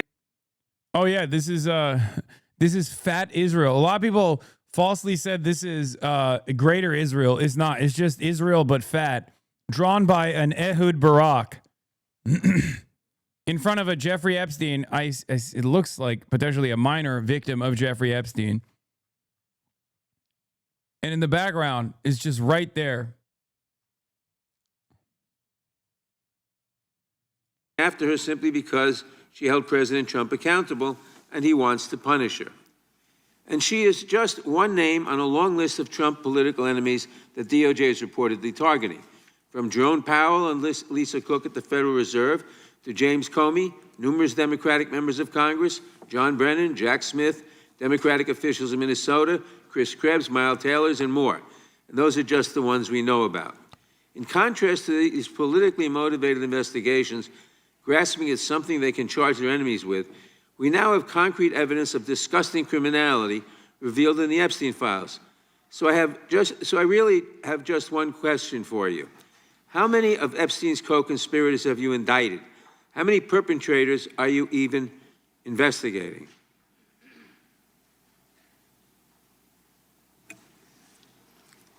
First, you showed it. I find it. How many have you indicted? Excuse me. I'm going to answer the question. Answer my question. No, I'm going to answer the question the way I want to answer the question. No, Your you're going to answer the question the way I asked it. Chairman Jordan, I'm not going to get in the gutter with these people, but I'm going to answer the question. How many have you indicted? Again, the time belongs to Reclaiming my time. The time belongs. I think it's very interesting. Reclaiming my time. I think it's very interesting. You can when reclaim he your talks time. about they indicted, the president said they indicted him twice. Mr. Chairman, please stop the clock and restore his time. Okay, here we go with these Committee will be in order. theatrics. The time belongs to the gentleman from New York. We will give you a few more seconds. We will do that. But when you ask a question, the witness gets to answer. You may not like the answer, but she gets to answer. The question was, how many of Epstein's... They don't like the answer, Chairman, my time. because it's honest. So he asked a 4-minute question. Restore 45 and seconds I to am Mr. Nadler, going please, to Mr. Chairman. Answer. You can let her filibuster all day long, but not on our watch. Not on our time. No way. And I told you about that, Attorney General, before you started. You don't tell me Yeah, I did tell you because we saw what you did in the Senate. You're a lawyer, not even a lawyer. Committee will be in order. Time, and I should get back at least 45 seconds. We will give you a few more seconds. I said that already. 45 seconds. Okay, I'm timing right now, Mr. Nadler. Go. All right. My time. The answer to my question, how many of Epstein's co-conspirators has she indicted, is 0. You have been the Attorney General for a whole year, and your DOJ fired the lead prosecutor of this case, sat on evidence this entire time, and claimed falsely last July that there were no more leads. It took an act of Congress for you to finally release part of the Epstein files, and when you did, you included personal information about the victims while protecting the names of abusers. Time of the gentleman has expired. Have been brought to justice, but enormous resources Time of the gentleman has expired, and obviously it's clear that under your leadership, the Department of Justice no longer works. Question in there. It works. Jim Jordan doing what he does best, participating in the cover-up. Participating in the cover-up of sex criminals once again. This is the reason why I brought it up earlier. This is what Jim Jordan is good at. This is what he did before he got into Congress. And now we know why he's in the position that he's in.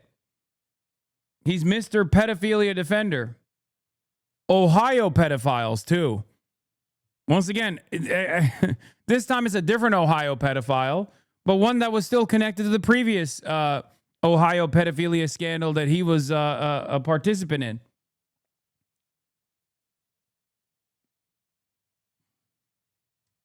Respond to Trump. I yield back. The gentleman yields back.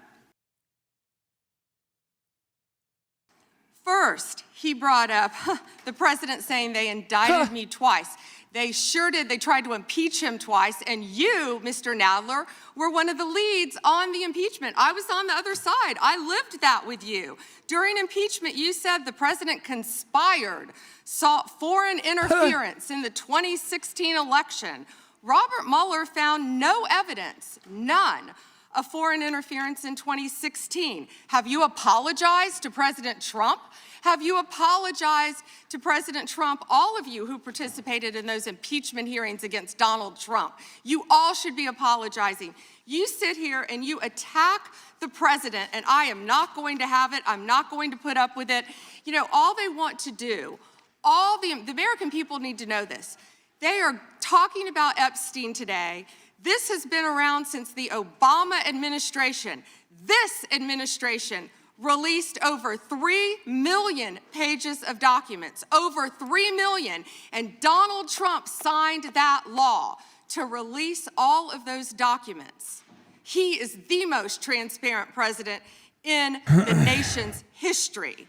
And none of them asked Merrick Garland over the last 4 years one word about Jeffrey Epstein. How ironic is that? You know why?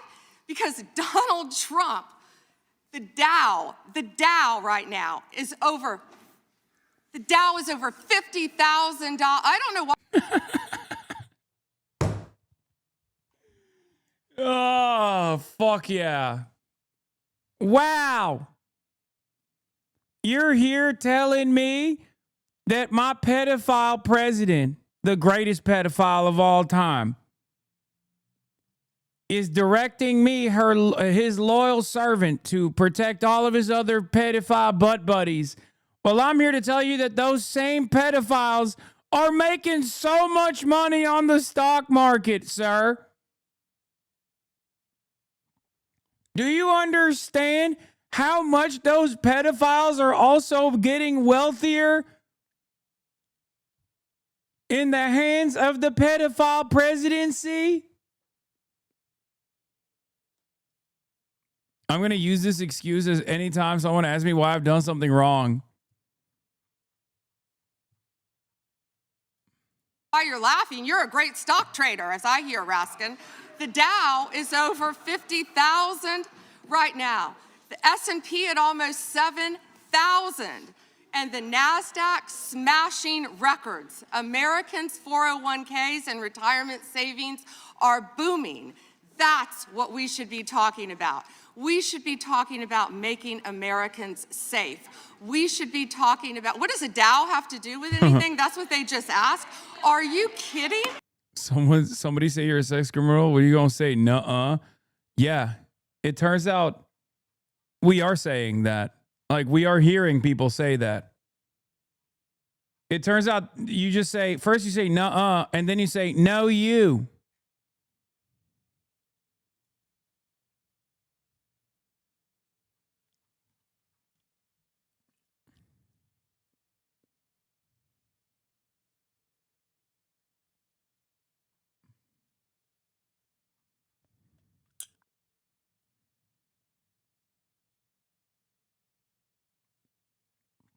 Wait, Melania to... Big scoop here. This email has been confirmed to be written by Melania Trump. Dear G, how are you? Nice story about Jeffrey Epstein in New York Mag. You look great on picture. I know you are very busy flying all around the world. How was Palm Beach? I cannot wait to go down. Give me a call when you are back in New York. Have a great time. Love, Melania. Remember, we now know that when people say like Melania's a mail order bride or whatever, like, just remember, okay, chill. Just remember that Melania Trump literally was a Jeffrey Epstein, was a Jeffrey Epstein affiliate. Jeffrey Epstein, by way of the guy, what's his name? Jean-Luc Bernard? No, was it Bernard? Whatever. Jean-Luc Brunel, was introduced to Donald Trump. Not Mélenchon chatters. No, it's Brunel.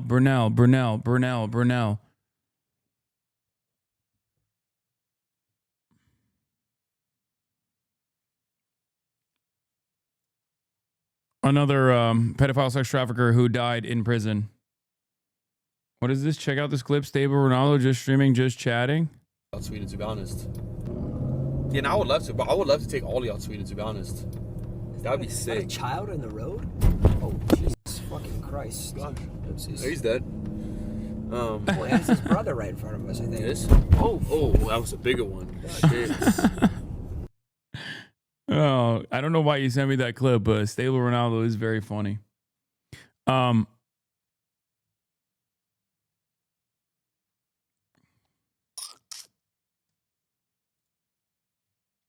That one anti-Israel lady lost their job. Carrie Prejean Baller has been removed from the President Trump's Religious Liberty Commission. Of course they did. All right, let's continue with this, and we'll get back to that Jordan, in a second. Mr. Jordan. Committee will be in order. Mr. Jordan, am I going to get an extra 45 seconds added to my time? The committee will be in order. The time belongs to the gentleman from Texas. Ms. Bondi, the Attorney General can respond. Thank you.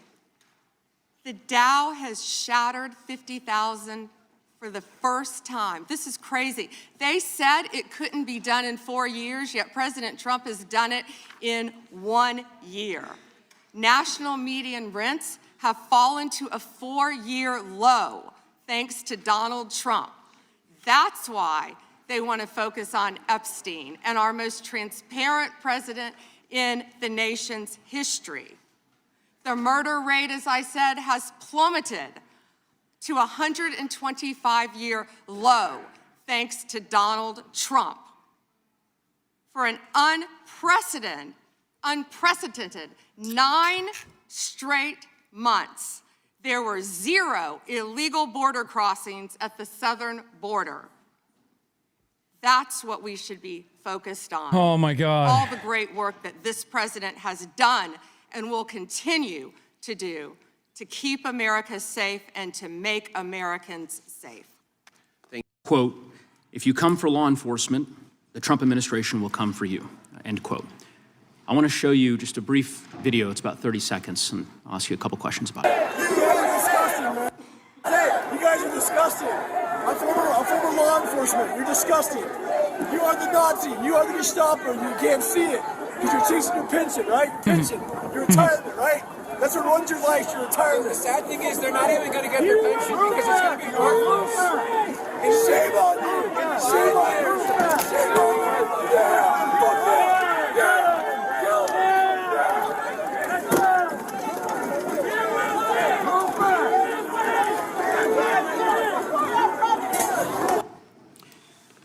Attorney General Bondi, that man works for you now, right?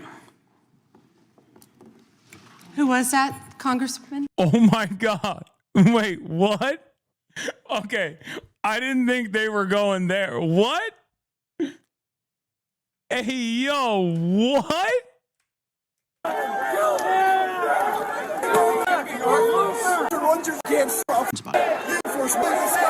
Just a brief video. It's about 30 seconds, and I'll ask you a couple questions about it. A January 6er that's calling the cops Nazis is now working for the Department of Justice? Oh my God. Who was that, Congressman? The man in that video, the one who was in the police-worn body. She's supposed to know every J6er that works for her. I mean, if he can find it. Yeah. Kind of. Yeah, I think it'd be good to do a background check. You're the fucking Attorney General. What are you talking about, dude? Like, you say shit like this. You say the joke is our office is full of J6ers. You say shit like this, but like, could you get a job if you committed a fucking crime? You know what I mean? You can't even go and work at fucking McDonald's. What are you talking about? Are we just now anti-background check for federal law enforcement now? That's where we're at?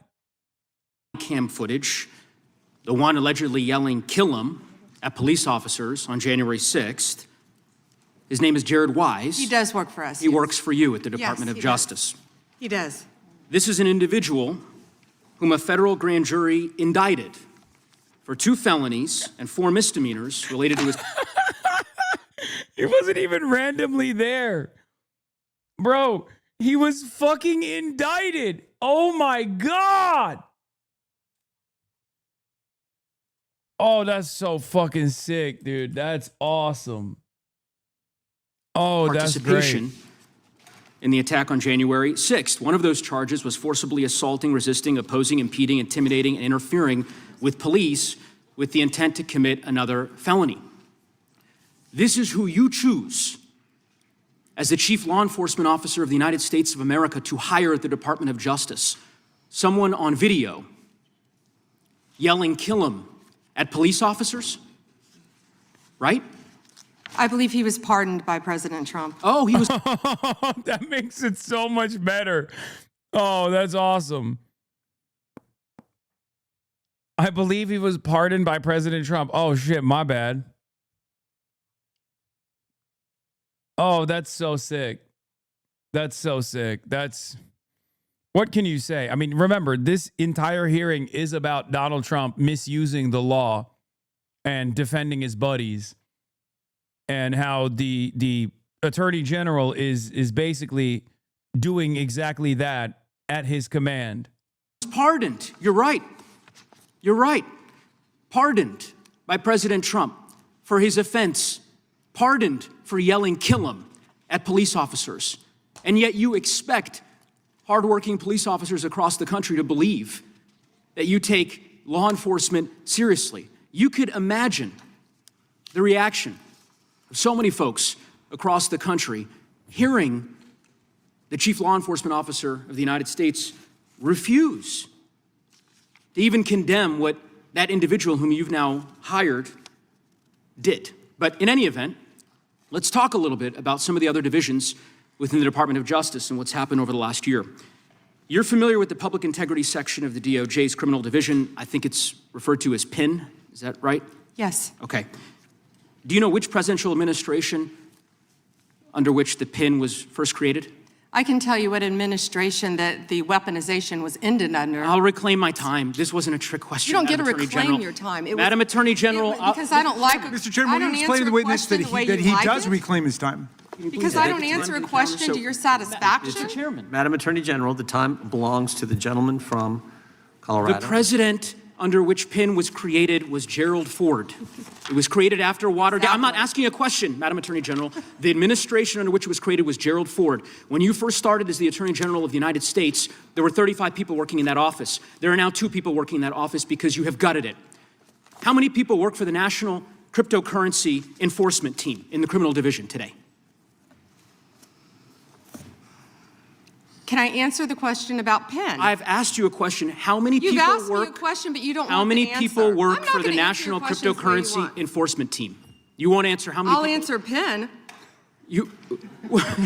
PIN will not be you know what? weaponized. You know what? What's Madam funny Attorney about General, this? I'll say to the chairman. What's funny about this? Chairman, you know what the answer is? And I think I What's understand why funny the about Attorney General this? does not want to answer the question. Because you eliminated the National Cryptocurrency Enforcement Team last year. So I understand why you don't want to tell the American people who works there. Yeah, I no one understand works why there you don't want to anymore, talk about Madam Mohammed Attorney Solomon General. in So your district. In any event, who I would murdered.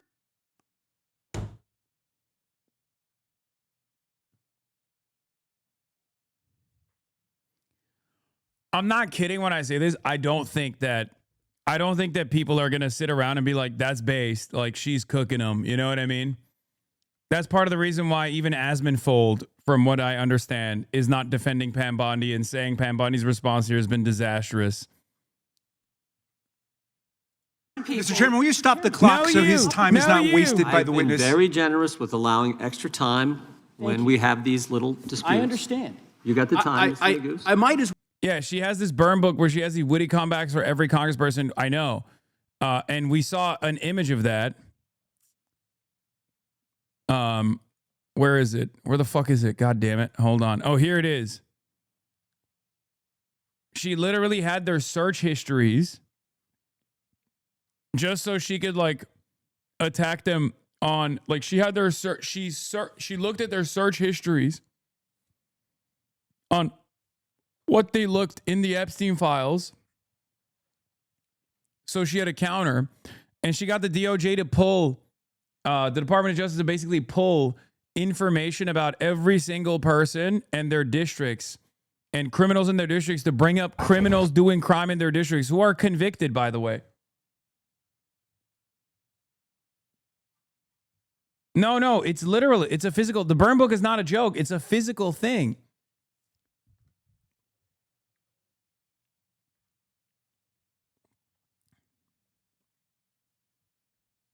It's unbelievable. Raskin is now demanding an investigation by the IG. Top House Judiciary Dem Rep Raskin says he will demand the DOJ Inspector General investigate AG Bondi after photos emerged. Representative Jayapal's Epstein file search history and Bondi's burn book she used to rebut them questioning at today's House Judiciary hearing. Yeah. They're so fucking stupid, bro. I mean, they are so dumb. They are so unimaginably dumb. It is unfucking believable. You can joke about Pam Bondi's ridiculous unprofessionalism all you want, but I'm deeply shocked by it. She acts as if she fears absolutely no consequences. I mean, she doesn't. Until the Dems hold their feet to the fucking fire, until there's enough motion from the public too, until you can get the Republicans on board to yell at the Trump administration, which is the only time he actually fucking backs away, there will be no consequences. But I do think in this circumstance, because there's so much curiosity around this story, around this issue, and it's so bipartisan, in their divergence from the administration, that I do think that this could be a unique opportunity to get a scalp. What is she supposed to fear? There haven't been any real consequences for rogue or criminal high-level administration officials in a long time, and the Dems haven't indicted any serious desire to impose any. Oh shit. Okay. If the Dems win, we'll likely hear about unity and reconciliation. That'll be the end of it. I hope not. I really, really hope not. Thank you, Mr. Chairman. Ms. Bondi, I went over to the department yesterday for a couple of hours to review some of the unredacted materials. And I am looking forward to your detailed explanation for why you have withheld almost half of the documents, which is required by the bill. Now, obviously, there are 3 million documents, so I didn't get through much. But one thing I didn't see was the client list that you said you had on your desk a year ago. I did, however, find a couple of important documents. An 86-page prosecution memo from the Southern District of New York and a draft indictment from Florida against Jeffrey Epstein's co-conspirators. For reasons that I cannot understand nor are permitted by the bill, they were still redacted, even for members of Congress. So, Ms. Bondi, will you commit right here to immediately providing those 2 documents in unredacted form to members of Congress? Not a complicated question. Well, I guess it is for you, because you have a law degree and those are privileged. Okay, they're not privileged, but we will discuss that later. I also found an email that I have right here from Jeffrey Epstein to Ghislaine Maxwell that was unredacted, and it included notes of statements that Donald Trump made about his prior relationship with Jeffrey Epstein. Now, there is no reason for this to be hidden from the American people. There is no privilege, there is no attorney-client privilege, and I see you're checking with your staff, and I can assure you, staff, this is not under attorney-client privilege because it was sent from Jeffrey Epstein to Ghislaine. Congrats, Hasan. This stream has successfully converted my 70-year-old father to your worldview. Hell yeah. We'll take those. We'll take those. Maxwell, will you commit to publicly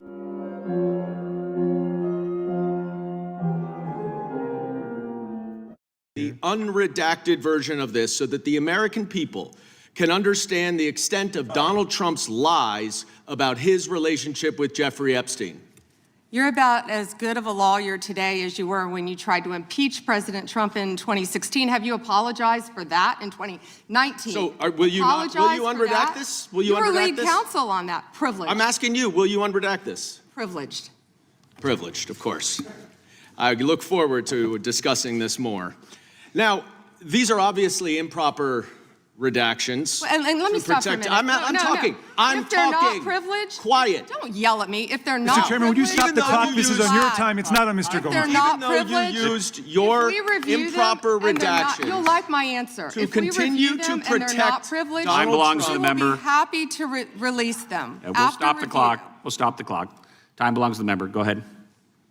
Even though you used improper redactions to protect Donald Trump and other predators associated with Jeffrey Epstein, you did the exact opposite thing with the survivors and victims of this scheme. So their identification information was really the only thing required to be redacted, and it was not. And it's clear this was not a mistake. This was not by accident. This was not because you only had 30 days when you really used 75, and that doesn't even include all the hours last March that you were redacting it. But I'll tell you why it's clear it wasn't a mistake. There is an email entitled Epstein Victim List. There are 32 names. One is redacted, 31 are not. So someone looked at it and decided to redact something. And I will tell you that that is clearly intentional to intimidate these survivors and victims. Now, in an interview last week, How will you tell me that's intentional? in an interview last week, Deputy Attorney General Todd You Blanche can't go off script. said that any victim that wants to speak with the department has done so, hopefully. Well, thanks to the incredibly brave people sitting here behind you, we can actually ask them if that's true. Now, would the survivors and victims who are here please stand up one more time? Just by show of hands, how many of you or your loved ones actually have met with the Department of Justice and provided testimony and estimate and evidence? None. And of those of you who have not met, which is everyone, how many of you have reached out either individually or through a lawyer or representative to offer to provide testimony and evidence? All of them. And of those of you, all of you who have reached out, how many of you were denied or ignored by the Department of Justice? All of them. And despite the shameful and despicable efforts by Ms. Bondi and her department to intimidate you, how many of you are still willing to speak to the Department of Justice? All of them. Well, Ms. Bondi, it looks like you have some more witnesses Gentlemen, this to time talk has expired. to, and I yield back. We will go to the good gentleman from North Carolina, Congressman Knott. Thank May you. I have a moment, Congressman? Yes, ma'am. Thank you. Here we go. Here's the photograph. This is why he wanted to Oh my repeat God. everything that had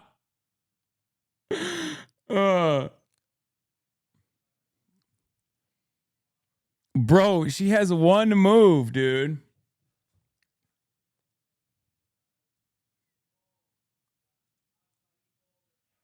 been said previously on Epstein. This is his state, New York. You probably don't even know who this is.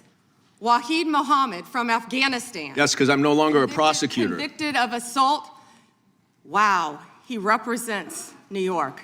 Wow, yet he doesn't care about the illegal aliens convicted of crimes. Assault and homicide. No longer a prosecutor, so he doesn't care about his constituents. Here we go. Arson, El Salvador, Miguel Palacios. It's so funny because technically she keeps showing that these Democrats that she's yelling at are overseeing districts that are engaging in the basic competence that she fails to deliver, which is prosecuting sex criminals. You're here because you have not prosecuted the sex criminals, consistently showing all of the sex criminals that these districts that these guys are a part of that have actually prosecuted said sex criminals doesn't actually make your position more defensible. As a matter of fact, I would probably shy away from exposing said irony over and over again as a mechanism of self-defense. Anytime she brings up another sex criminal that has been prosecuted and is in jail, I think to myself, I think to myself, well, clearly you're not doing that. And it's just reminding me that you're not doing that. Carmen Flores Ramales, Mexico, rape.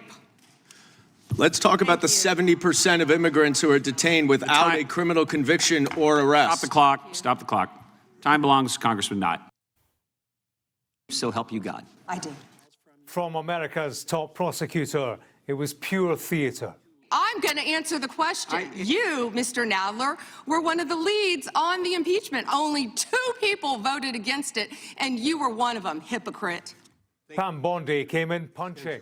She leads Donald Trump's Department of Justice.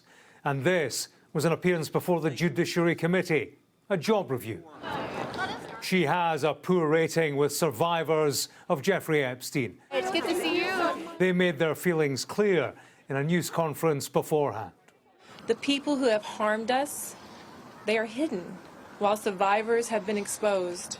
The people who were supposed to protect us instead shielded abusers and re-traumatized survivors. So I ask you all to stand behind us and demand accountability for our government, because we certainly are going to.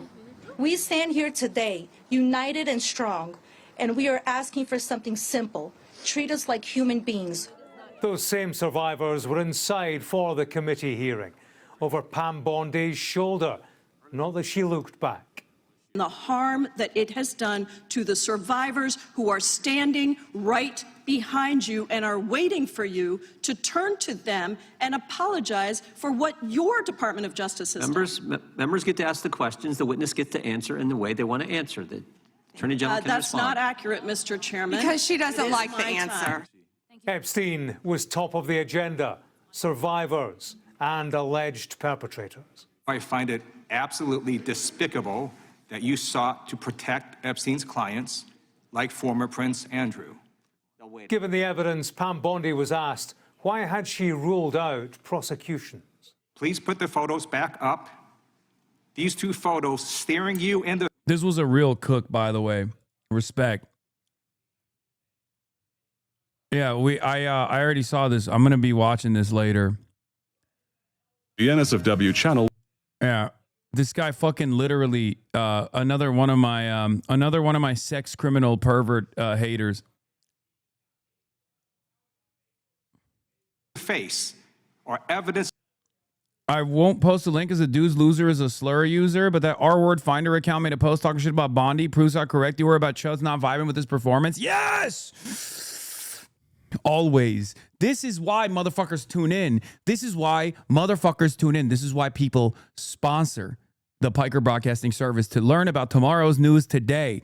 Your subscriptions are what help me maintain my editorial independence. I am accountable to no one but the truth. I fucking told you. I told you. The reality of the matter is a lot of the Republicans also think this is kind of fucked up, okay? So when Pam Bondi was yelling at all these Democrats being like, no, you, no, you, no, you, over and over again, they were like, wait a minute, but I care about this too. Seems like she's yelling at me. Okay? Piker Broadcasting Service, sponsored by you, the people, for you, the people. Thank you. PBS, the Piker Broadcasting Service, allows you... What is this? How do you get frame mogged by your own gun? Oh, that's funny.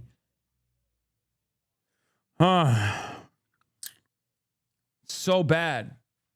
Of a crime and more than enough evidence to predicate an investigation against former Prince Andrew. There were questions for the royals inside the room and outside. Family's reputation is on the line right now. And so I hope they do the right thing by letting authorities hold Andrew accountable for anything he did. The Epstein story has a wide cast of characters. Howard Lutnick, among others, the Commerce Secretary, who said he was never in the room with Jeffrey Epstein. How did you know? It's because I know my hogs. I love my hogs. Okay? It's because I know my fucking hogs. I pay attention to them quite a bit. I spend every day listening to them. Okay? That's why I know how to pill them. That's why I know how to bring them back. That's how I know how to fucking win their votes.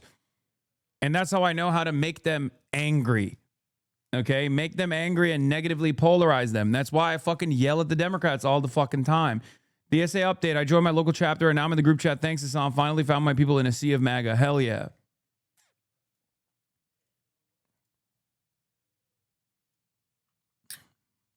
I love my hogs. I know my hogs. I'm the fucking hog whisperer, chat. You understand? Now, it's not all hogs. Like Bob, Ultra MAGA Bob probably won't be on board with Pam. Like he probably will be defending Pam Bondi. Mods, let me get a lemon emo. How many subs do I need?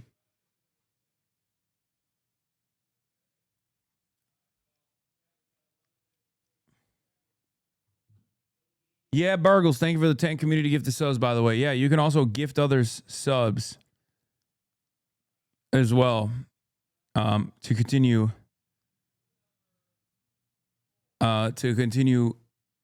supporting the broadcast, the Piker Broadcasting Service, sponsored by you, the people, for you, the people.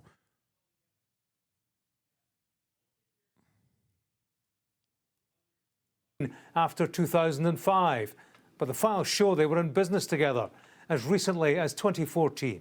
Nancy Mace turned out to support survivors on Capitol Hill. What was her view as a fellow Republican?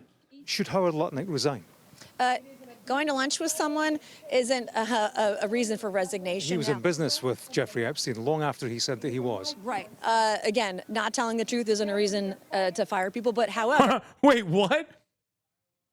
Not telling the truth about the intricate relationship that you had with a spy for Israel that was running a sex trafficking ring of minors is definitely grounds for being fired. What the fuck? Brother, he wasn't asked if his wife looked fat in that white dress and said, haha, no, sweetie. You know what I mean? Like there's levels to the lie. That's crazy. That's crazy. I think you can question someone's judgment going to Pedophile Island with your children to go have lunch with a convicted pedophile. I would never do that as a mother. He appears to have lied about. He appears to have lied about his association with Jeffrey Epstein. I mean, you can lie and still have a job, right? But if you lie, you're part of the cover-up, surely. I'm not going to politicize this, okay? You're so obsessed. She said it's not illegal to party. You don't, do you? I'm going to teach you the rules again. You're the Attorney General of the United States. We have rules here. You're obsessed with him. You're the Attorney General of the United States. You're And the rules. obsessed with Donald Trump. You have Trump derangement syndrome. This was a matter most serious, reduced to political knockabout. It was a reflection of how this country does justice now. This does make me happy. I'm not going to lie. I was sitting here watching like British politics erupt in flame over Lord Mandelson and shit like that. And for me, when I see at least a little bit like the beginnings of accountability, I'm like, fuck yeah, please, more of this. It hits like crack, dude. I swear to God, it's like I'm a fucking crackhead and I just went cold turkey off that crack. And then the first time I see a bunch of congressional Democrats grilling Pam Bondi, I'm like, oh, that shit hits. It hits. It hits so fucking hard. Oh, my Lord. Anyway, AOC, let's see what she had to say. We all saw today the performance that she had. She was screaming, thrashing, and I think it is because she knows that she is implicated in a massive cover-up to protect a powerful ring of pedophiles through the redactions of the names of perpetrators, the holding of 3 million files, the moving of the unexplained moving of Ghislaine Maxwell into a new cushy facility. All of these things are what she personally oversaw, and that's before even digging into whatever questions may arise from her history in Florida. And I think that her thrashing and her very erratic performance today pointed to the fact that there are real questions that point to the DOJ under her leadership and her leadership specifically, as well as her role in all of this. Thank you. I think that It's great. This line is kind of funny, not gonna lie. Moskowitz, I hate him. Name appears more times in the Epstein files then God's name appears in the book about God. Okay, by the way, this is the Trump Bible. Move over, King James. Trump's name also appears more times in the Epstein file than Harry Potter's name appears. I mean, he's got a good bar. He's got a good bar. I hate him, but that's a good bar. In the 7 books about Harry Potter. God, he's such a fucking Redditor. Ay, ay, ay. Ay, ay, ay, por Dios. Yo voy a votar por Donald Trump. Another photograph for you to take a look at. These are notes that the Attorney General brought to the hearing today. Okay, it was captured by a photographer who was in the room. And this shows a list of Democratic Congresswoman Pramila Jayapal, you saw her in some of those clips, of her search history. And this, of course, lawmakers are allowed now to go to a DOJ facility, to sit down at a computer, and to search unredacted files. We have learned from this photo that the searches that members of Congress are performing are apparently being tracked and then read by the Department of Justice, by the Attorney General. What do you make of that development? Well, it's a surveillance of Congress by the Trump administration. It's wholly improper. Another photograph for you. U.S. entry of humiliation going strong. Oh, so strong. So fucking strong. Raskin. It is here is Raskin about the DOJ investigating, not the pedophiles, by the way, but the Democratic Party congresspersons that are holding the DOJ to account by investigating their searches. Of DOJ monitoring the. Wait. What did you make of Okay. DOJ's monitoring? Hey, it's Prem and Pablo. It is a violation of the separation of powers for them to essentially be monitoring our computer searches on the Epstein file.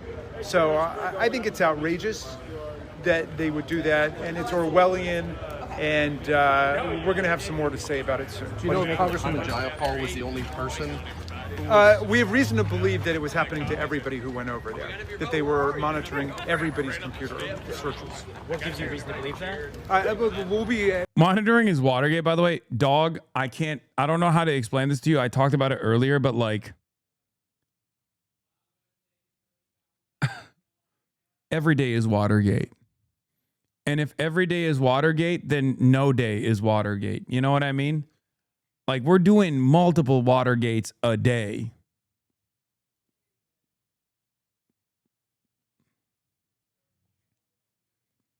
Watergate is a relic of a bygone era where Republicans and Democrats both kept up the failed notion,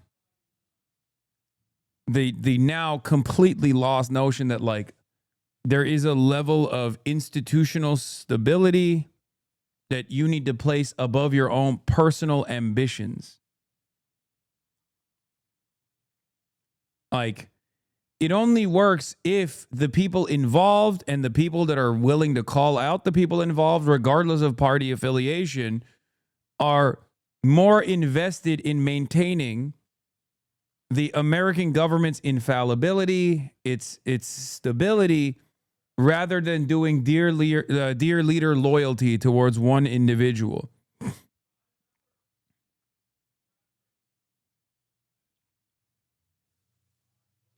Like, a lot of this stuff, Donald Trump has basically shown a lot of this stuff is all held together by confidence. Like, it's entirely backed by people just keeping up appearances, right? Also, Speaker Mike Johnson tells me it would be inappropriate if the DOJ looked through Representative Pramila Jayapal's search history. Johnson cautioned he hadn't seen the reports and didn't want to comment on an allegation that is unsubstantiated. Yeah, except it's right there. It's a photo, man. Do you think we made it up? Yeah, the American government's held together by this performance for the most part. I mean, you can just kind of avoid the courts, right?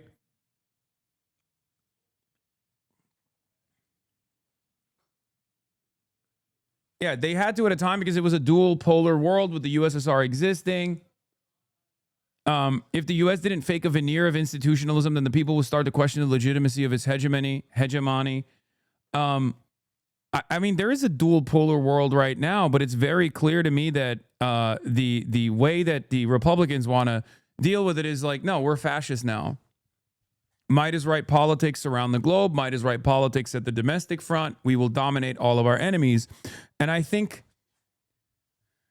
unfortunately, if the Democrats don't change their mentality, they will just capitulate to this reality. They won't actually turn around and do a similar thing. They won't pursue like a vindictive agenda to even hold Republicans to account for flagrant violations of the law.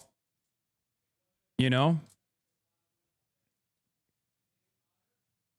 We can't rely on the Democrats. I know, chatters.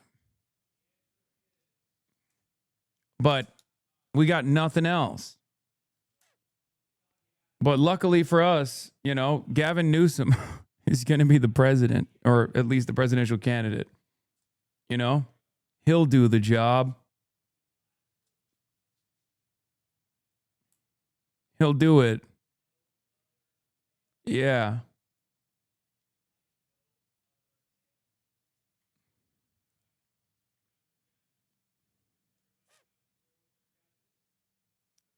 That will be the final notice on the end of democracy. The Democrats do nothing in response to this administration. I mean, they haven't fucking done shit so far. And there are guys like me and many others who are demanding that the Democrats do something.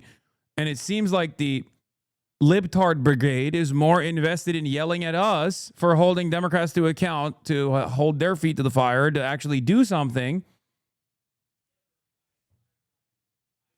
Then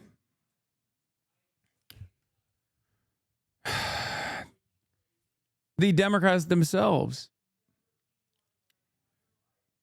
It's devastating. Anyway, spy camera footage from inside Epstein properties reveals victims were secretly Epstein's filmed. victims Wow. have long This is new information to said me. they believe they were being filmed by the sex offender. And this footage from a spy cam style camera inside Epstein's Palm Beach house appears to show just that. The footage has been obtained for the first time by Channel 4 News. Because the quality is so grainy, during our investigation we analysed it frame by frame, and we've slowed it down here so that you can see what's happening. A man, likely Epstein himself, at one point looks towards the hidden device. Images of what seems to be his accomplice, Ghislaine Maxwell, as well as what appears to be several women or girls. So how do we know what this is and where it comes from? Epstein's Palm Beach property was raided by law enforcement in 2005, where police filmed this footage. Pause it here. You can see his office in the corner of the ground floor living area. This is the exact same office captured in the spy cam footage.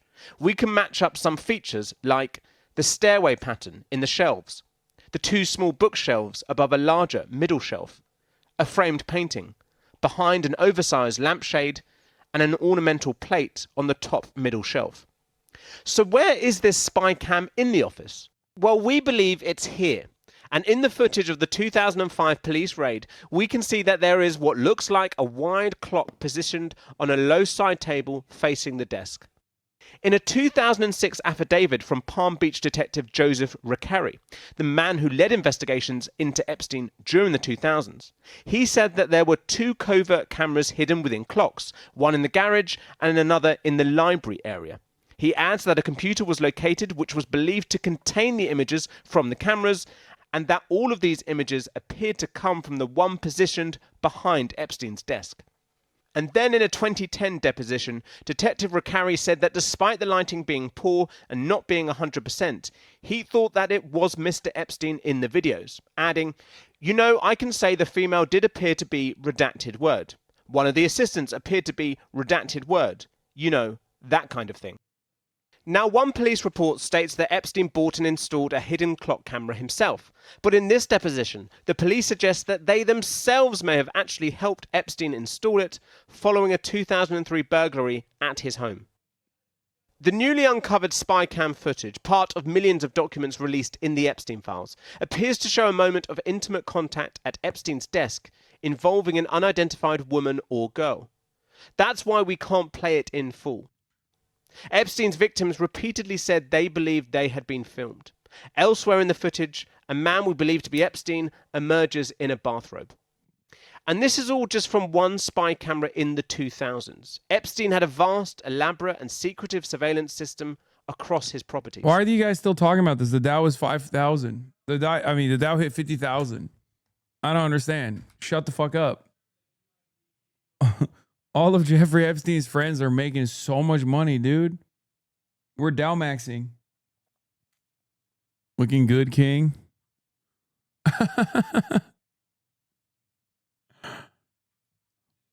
I said, if I'm Pam Bondi, I'm not coming into the meeting about me not prosecuting sex criminals, a binder full of sex criminals that these Democrats districts have successfully prosecuted and convicted. And then this guy's response is, I don't know what's going on here. What does this mean? Is that I'm a clown? I'm a bald clown.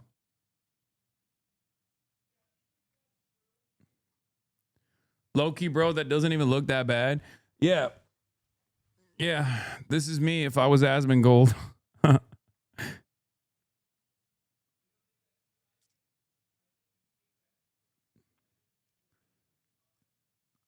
I hate when the haters take our community memes. I mean, I don't mind it. It's fine. Who gives a shit, you know? We know from other police reports that Epstein had CCTV installed in Palm Beach, but the computer equipment associated with those cameras was removed before police searched the home. And over a decade after his 2008 conviction, these images from his New York townhouse show cameras inside the property, and a room with monitors that were linked to those cameras.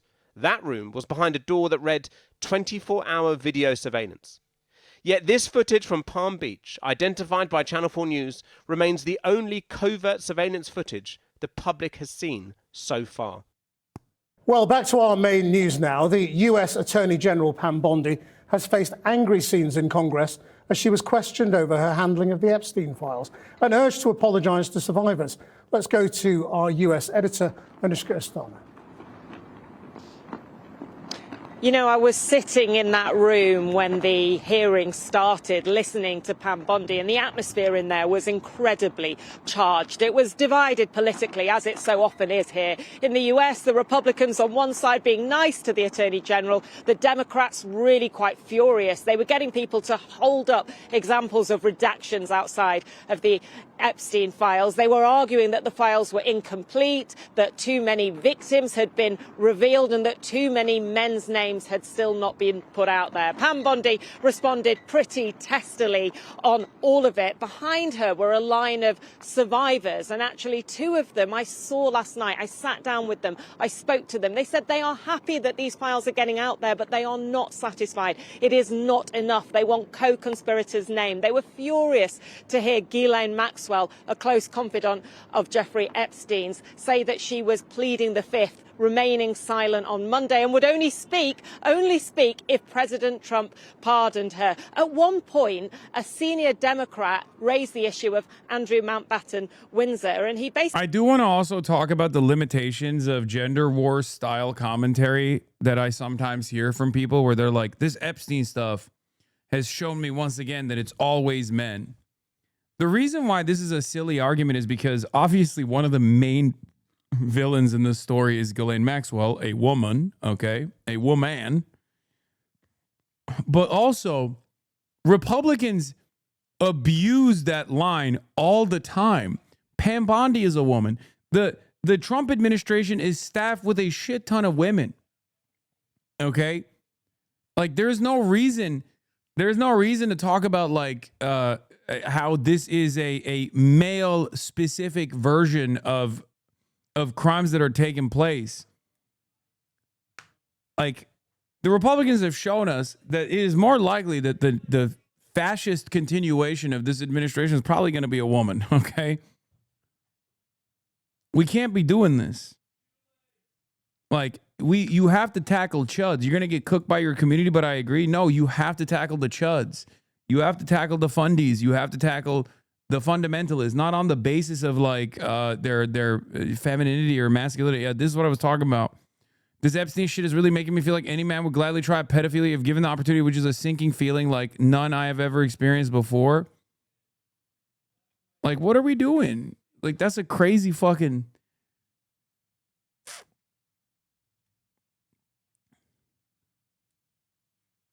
Like, this is not a gender-specific issue at all. I mean, men are, of course, overrepresented, as they are in most crimes, but that like, we can't be doing stuff like this right now. I don't understand.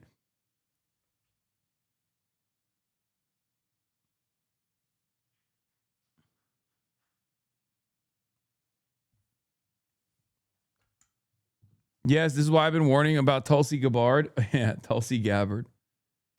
Yeah.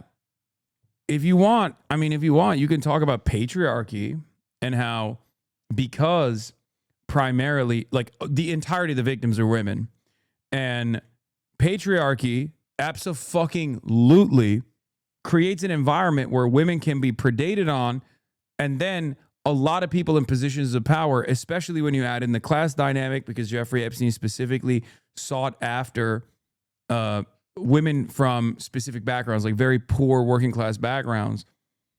But if you wanna look for universality here, it's right there. It's wealth. It's the parasitic capital owning class getting away with it.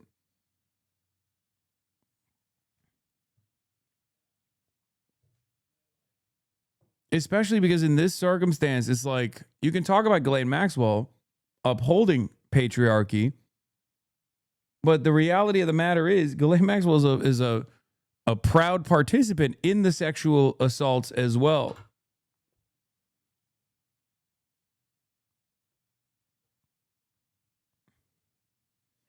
Why is Siegel described as a socialite and not as a publicist? In fact, until the Epstein case brought her down as one of the most powerful publicists around.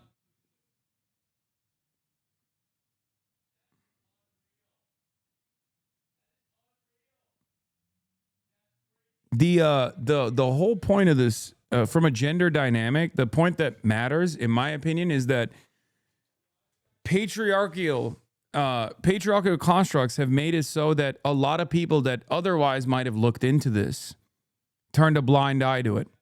Same reason as to why a lot of people that would normally make a big fuss or could potentially look into it can overlook certain things because they think, oh, they can overlook certain aspects of predation because they're like, well, this is reflected in my life as well to a certain degree.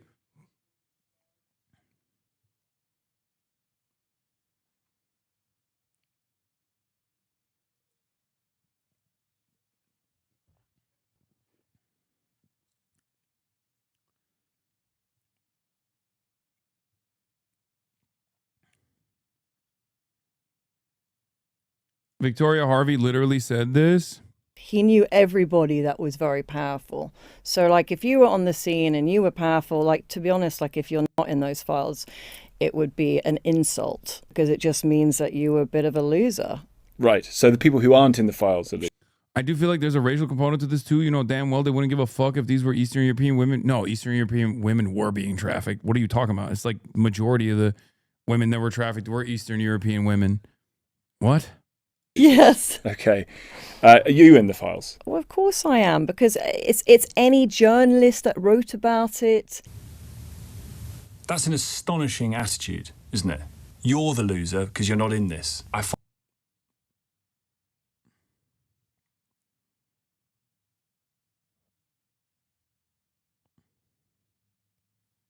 Yeah, we know that he was a racist. One of the few instances where his racism might have actually avoided further predation of like black and brown women. There are literally there are pieces of testimony where he's just straight up saying like, I don't want black women, like I don't want black girls specifically. He's like, I want white girls. What the fuck are you doing? Like yelling at his pimp.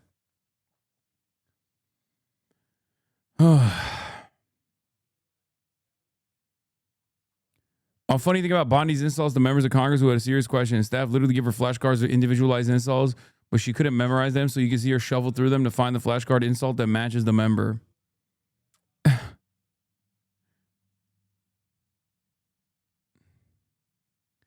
I suppose I don't mind the Epstein class in vulgar Marxism sense, but if Democrats are going to start using it, they have to formally reject taking money from or campaigning with those in the class namely Reid Hoffman, Bill Gates, and Bill Clinton. Thus far, none have. What is the Dems' plans to purchase ranks of those who were close to Epstein, who visited his island, sought his money, and routinely associated with him post-conviction? The charge of hypocrisy is sitting there on a silver platter if they don't name names and break up with them. If Democrats are going to reject the Epstein class, they have to begin by rejecting money from Reid Hoffman, who visited Epstein's island in 2014 for allegedly the purposes of soliciting funds. This means no support for Democratic Majority for Israel or Welcome Fest.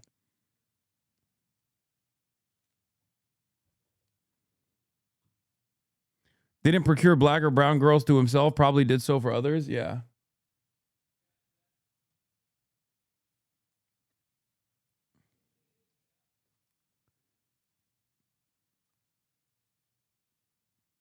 Stephen Hawking visited the island. Should we reject his scientific contributions? Wow, really? That's crazy. Also, I saw something super insane. Candace Owens posted this on her TikTok. Admit Epstein worked for Mossad or be Jamaican. Ben Shapiro. Shiggity wicked Islam, look up Talawa, Dan Bunny Lang. And if you look at your 1 minute, man, I little lions out, hear me I say, look. But we no give a F and we no give a Ralph's claw. Bedroom bully, make the sitting talk. Big dirty bass, the one you fully dog, how the pussy blood claw. You know we fully dog. It's awesome.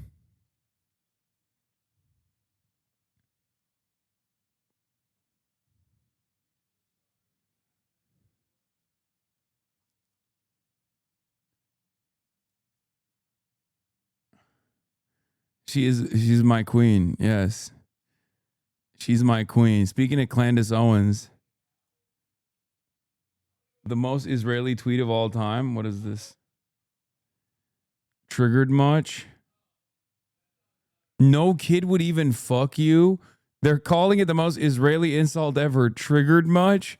What the fuck? We are all Jerry Seinfeld. I am not a pedophile. No kid would even fuck you? Dude, what? Bro. There is something so devastating about people who dick ride Israel, people who defend Israel. Like it just blows my mind, dude. Oh, God. I don't understand how, Jews in the West will welcome this behavior at all. I'm sorry. I would be so open. I mean, I get it. There's a lot of Jews in here that are like, this is really fucked up. We're trying to walk away from this to the best of our ability. But it's crazy. You got parents and shit that are so brain broken that they're like, no, these guys, they're fine, I guess. A nation full of guys like this is great. Yes. Why, yes, I would love to associate my entire religion with guys that say stuff like this all the time, actually. That's great. What the fuck?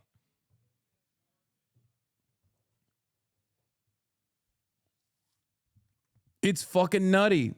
It's like if Muslims in the West were just running around constantly talking about how ISIS is true Islam. Oh, Jesus Christ. Ingram, if anything, the Epstein files tarnish the reputation of Trump foes. There's zero criminal wrongdoing alleged against President Trump or anyone in his inner circle. Oh, okay.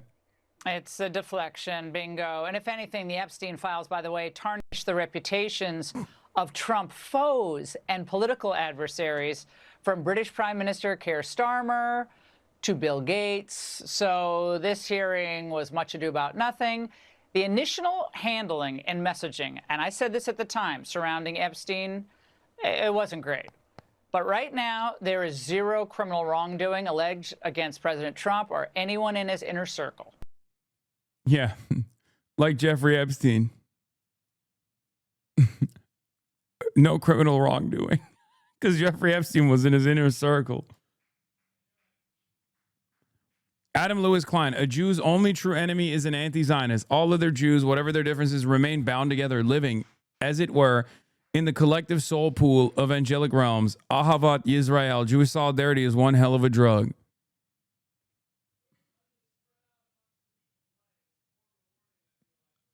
It's incredible. I don't know what to say about this. You know what I mean?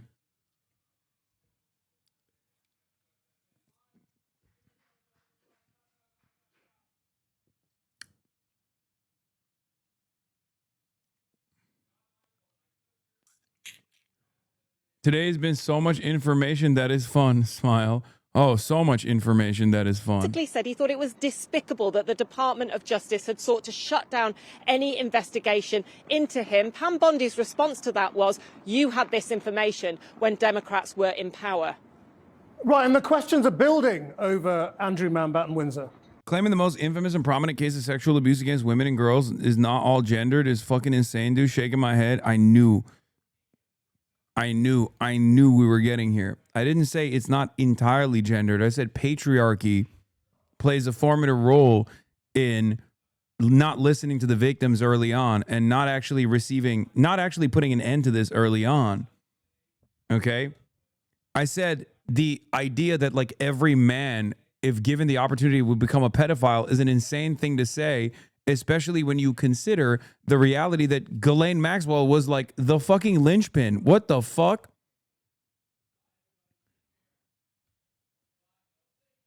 Also, I'm not so certain that there are no, you're kind of debate lording on this one. I'm not gonna lie. Yeah, I don't really care.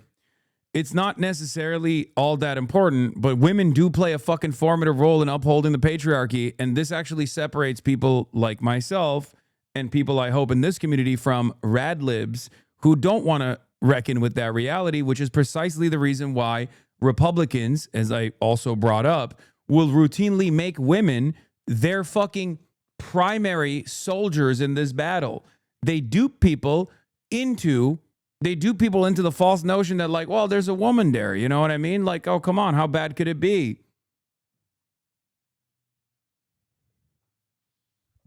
That's it.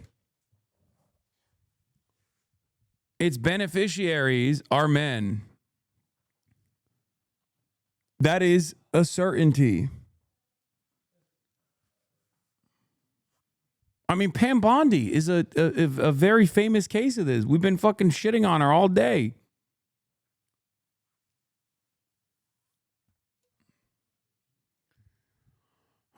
Jessica Tarkov, our queen. Rookie today. Oh yeah, I mean, I've seen this. That was funny. Okay, I was initially triggered by the take of yours about men, but then I took a minute to think about it, and you're right, it's the patriarchy of fault. Like, patriarchy is the ideology, is the system of enforcement that victimizes women every step of the fucking way. But patriarchy as an ideology can also be advanced by women as well. You should criticize the patriarchy rather than imagine a world where like every man would be a fucking pedophile. That's kind of crazy. Not that it matters all that much. Like I talk about this all the time. Misandry is just, shit stirring. Who cares? I'm never going to be the guy who gets upset about it. You know what I mean? It's like saying all men are trash. Sure. Okay. You're right. Somehow always a man, right? Why are you so mad about the silly tweet? I just explained to you that I'm not all that mad. I don't know why you think I'm mad. Would it be better if you imagined a world where I was? I just literally got done explaining it's fine. It's not the end of the world. I'm just saying that it misses the mark because it removes systemic analysis from the factor.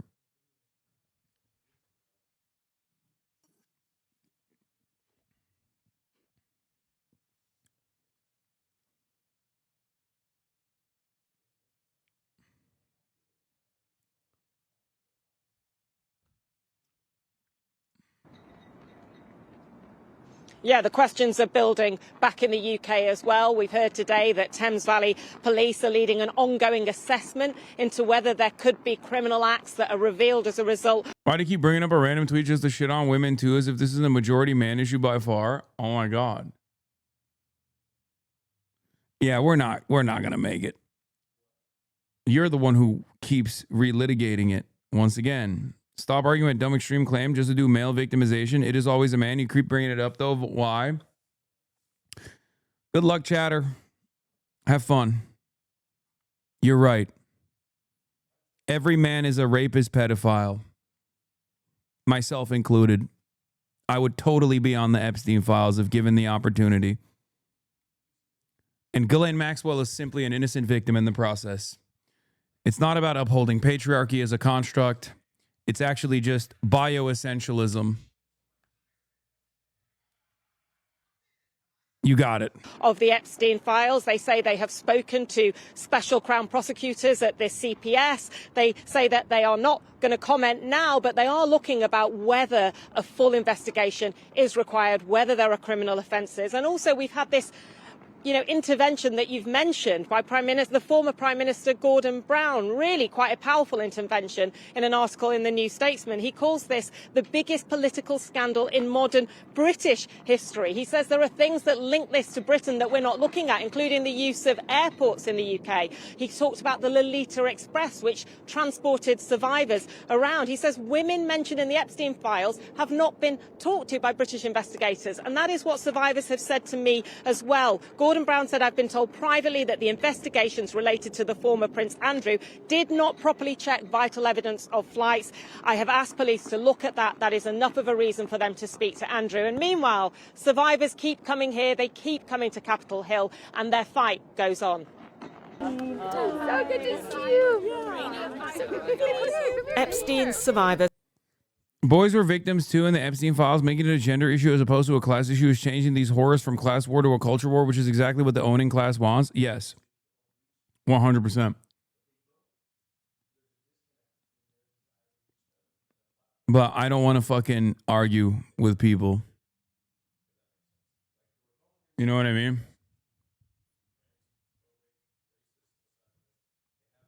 I just don't see any productive conversation taking place here because it looks like you're like defending malehood or some shit, which I don't really care about. Because at the end of the day, the large majority of the crimes are perpetrated by the men. I am not a bioessentialist by any means. It's a very stupid thing to hyperfixate on. Like I said, misandry is something that only fucking losers care about and get upset about and get annoyed about. It's not, even if it's not something I agree with. At the end of the day, it's I think less productive to hyper focus on it and stake my claim on this fucking hill where I'm like, no, I have to fight back against misandry. Like, I don't give a shit. Yeah, you're right. It's all men. All men are toxic. They're all rapists. You got it. Have been fighting for justice again and again, and still today. Some, like Lara Bloom McGee, were too terrified to talk. This is not protection. This is betrayal. But she has found her voice. I stand here for every little boy and girl that is afraid to speak up after the unthinkable. And is now taking this battle through these corridors of power into the heart of Congress. Sitting with Lisa Phillips, the survivor who inspired Lara. It's like people who turn around and they're like, there's no Muslims in the Epstein files. Yes, there fucking are. They're in the UAE, okay? Like, nah, this is Epstein files is a Jewish thing. It's like, no, it's a billionaire thing. It's a powerful capitalist thing. It's not. There's a lot of Christians in there, a lot of Muslims in there too. Come on now. It's the most glaringly obvious instance of like class dynamics at play. Motherfuckers still want to turn around and move it in a totally separate direction. I find it unproductive to do so, but if you want to do it, I won't fucking yell at you too much. Get it out. To speak. Do you swear or affirm under penalty But today, they wanted to lay eyes on US Attorney General Pam Bondi, who acknowledged the survivors. I am deeply sorry for what any victim has been through, especially as a result of that monster. But then, this. To the survivors in the room, if you are willing, please stand. Please raise your hands if you have still not been able to meet with this Department of Justice. It is incredibly tense inside there, angry even. Pam Bondi didn't turn to the survivors, perhaps because she knows they are not yet satisfied with this process. I sat down with Lisa and Lara, both abused by Epstein for years as they prepared for the hearing. How are you coping with all of this? It's not easy, I'll tell you that. I think since the last files were dumped on that Friday, my nervous system has not been the same. Like, there's only so much that we should take in for our mental health. You're struggling with your mental health? It's a lot.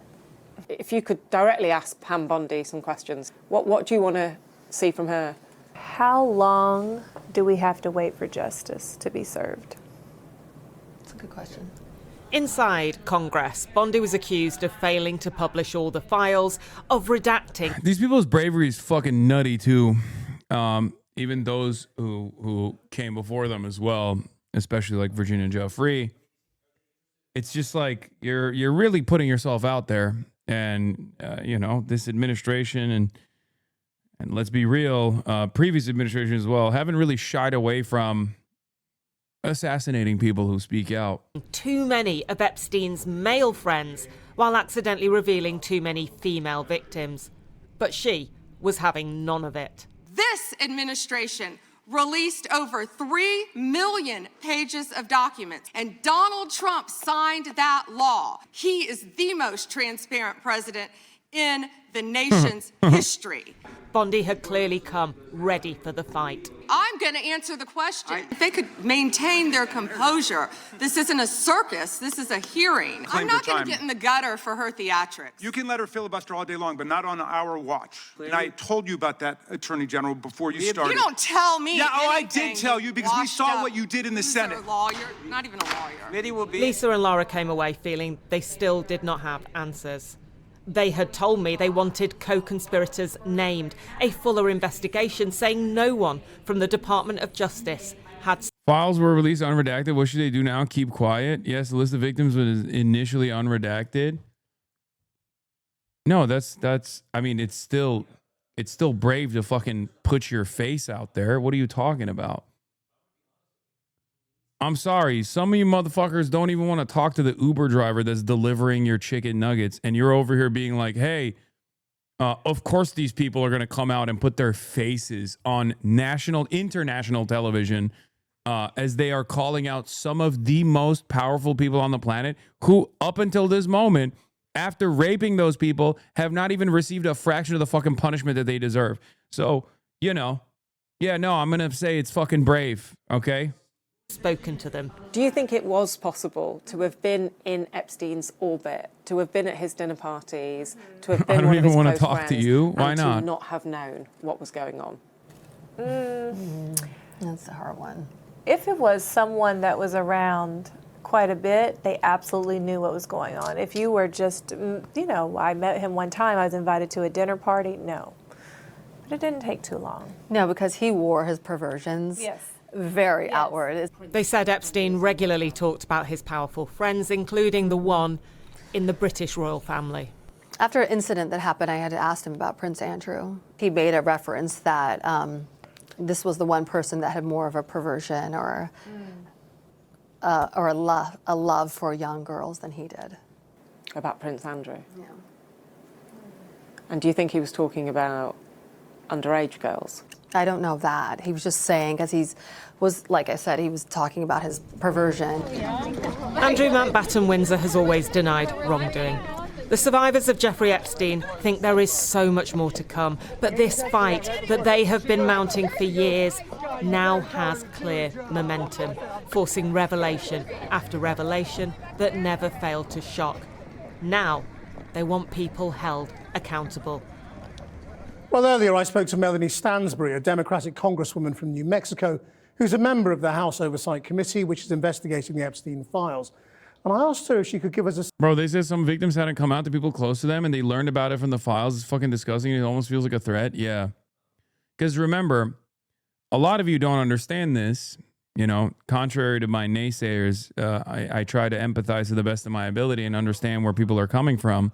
But like, it's quite a difficult thing to be affiliated even as a victim with Jeffrey Epstein.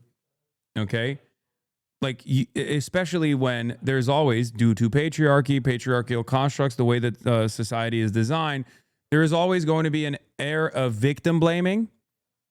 There's always going to be a good deal of People claiming like, well, were you asking for it? I mean, the likes of Michael Treacy are advancing this narrative every single fucking day.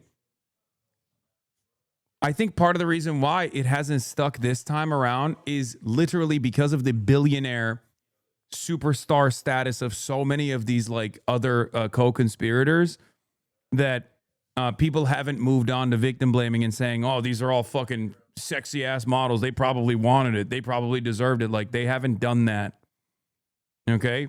Because of the class dynamic of it all. That's why I said the Epstein issue is one of the purest expressions of class warfare that I have ever seen, because like it literally ties it back to the way that conspiracy theorists talk about like super wealthy people and evil people. It wraps it up perfectly in a bow. It makes it impossible to avoid talking about it. It makes it impossible not to notice. That's part of the reason why I said when all the naysayers initially were telling me, oh, this is going to go away, this is going to go away, I was like, no, the fuck it won't. Because at the end of the day, even the most right-wing person, even the most fucking right-wing person still believes, like if they believe in QAnon or whatever, what do they believe? They believe that like these elites in society are getting away with heinous crimes. Okay? It is the purest expression of class warfare. It is the purest expression of the billionaire parasitic capital owning class getting away with heinous fucking crimes and also dominating society. That's why you're seeing even right-wingers go, nah, this is fucked up. This is unacceptable. And even the government, even the people who are boosters of the government find themselves at odds with defending the government in this moment. Underage, pervert, whatever his name. Can you explain that to me? Part of it is because, yes, as I've said before, there's no such thing as a temporarily embarrassed pedophile, okay? There is such a thing as a temporarily embarrassed billionaire. So a lot of right-wingers fancy themselves to be in the shoes of these elite billionaires, but they can't see themselves in the shoes of those elite billionaires engaging in like unlimited pedophilia. This isn't about two people. This is about hundreds of people, and hundreds of people making thousands of calls trying to keep this out. That's what's going on. Everybody that's involved, that knows they're involved, is screaming from the rooftops quietly through their lawyer, trying to get things redacted, get it held back. All of these 100 people are in a big circle. Yep. And they're all lifting up a gun, pointing it to the head of the person next to them. Yep. Everybody's in the circle dies as soon as the first person takes a shot. And that's exactly what's going on here. And so it's not a mystery to me. The people that are in the files don't want them to release, and there's a lot of people putting a lot of pressure from a lot of directions. It's horrifying. It's horrifying. And these are victims coming out later saying, Yeah, if the DOJ keeps delaying on releasing the co-conspirators, I hope Kana and Massey do what Mike Gravel did with the Pentagon Papers and read the unredacted list in the congressional record. They'd be protected by legislative immunity. The only problem is they would probably need a Dem majority to get control of a relevant committee. Yeah. That's true. That is something they could do. This is why I also always say, like, we need guys like that. We used to have guys like that in Congress, like people that you would sometimes consider cranks, who are just like singularly focused on an issue. For Mike Gravel, that was militarism, that was imperialism, right? We need guys who are just like, nah, fuck this, dude. I am anti-pedophilia through and fucking through, you know? It don't matter. I'll give it to the fucking Democrats. I'll give it to the Republicans. I'll give it to anyone and everyone. was exploited. I was there. I'm in the files. Why didn't we get it read when Democrats were in power? Because they suck too. What do you mean?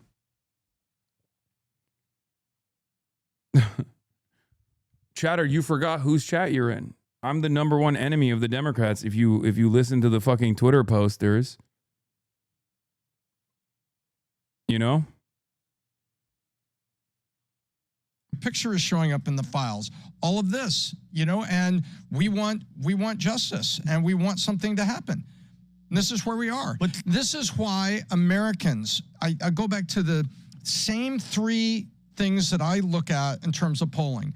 Americans overwhelmingly feel there are two systems of justice.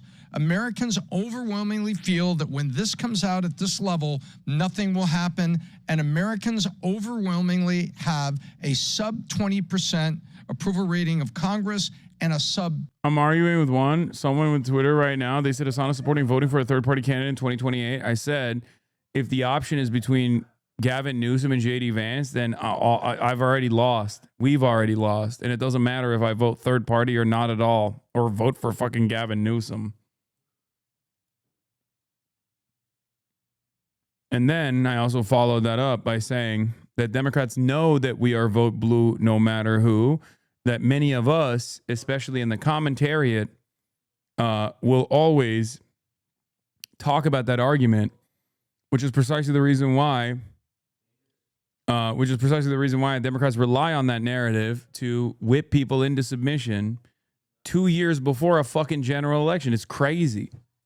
15% approval rating of mainstream media. Yes. That tells you all you would know. So everybody who doesn't have power, 300 million of them, You found 330 3 million of instances them. of CSAM at the DOJ site is up and it's still fucked. Who do I report this to? I'm not joking. I have no idea. I don't know. But maybe drop site, they can report on it and then they'll delete it or something. You made it a heated rivalry talk. Yeah, I saw. I am not going to obey in advance the vote blue no matter who narratives about a person who is not like 100% in the running already. It's fucking crazy. The primaries are not even started.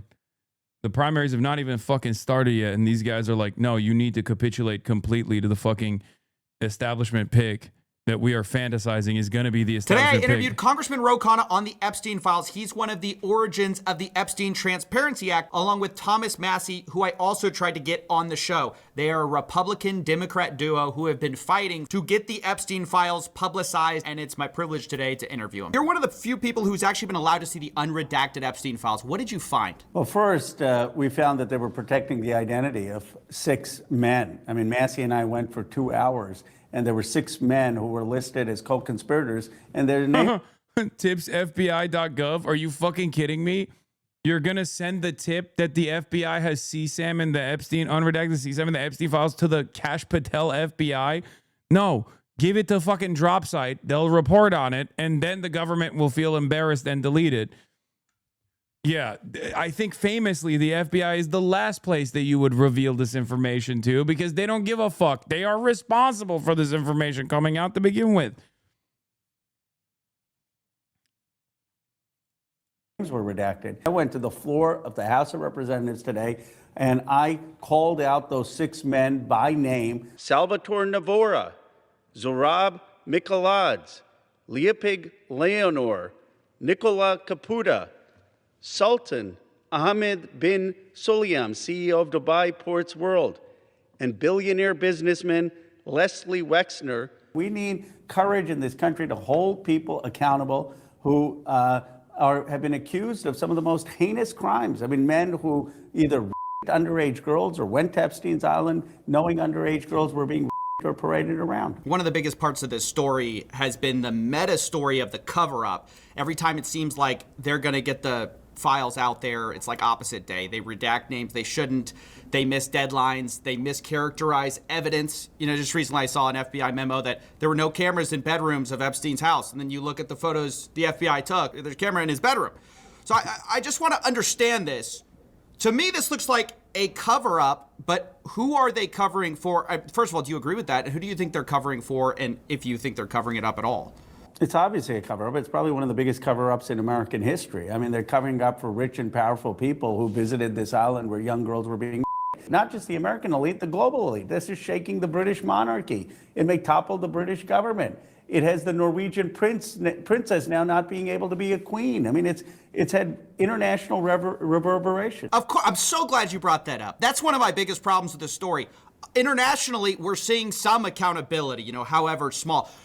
I have seen zero accountability in America. And so, look, while I appreciate the transparency, I was talking to friends, people who follow the show, and they said, where is the accountability? Are we going to see a single person in America besides Ghislaine Maxwell or Jeffrey Epstein face justice. Well, that's why I went to the floor today and named these people. I wanted those names public. I mean, if the Justice Department isn't going to do their job, if the FBI isn't, then members of Congress can take to the floor and start naming names. And that's why I did that. But we need investigations and we need a political accountability. I mean, how can you have Howard Lutnick, right, who lies to the American people? He says, oh, I never had anything to do with Epstein. I was never in the room with him socially, for business, or even philanthropy. Then it comes out that he actually went to Epstein's island. We had lunch on the island. That is true. And then it comes out that he allegedly had a business with Epstein after Epstein was a convicted pedophile. It's an indictment on America,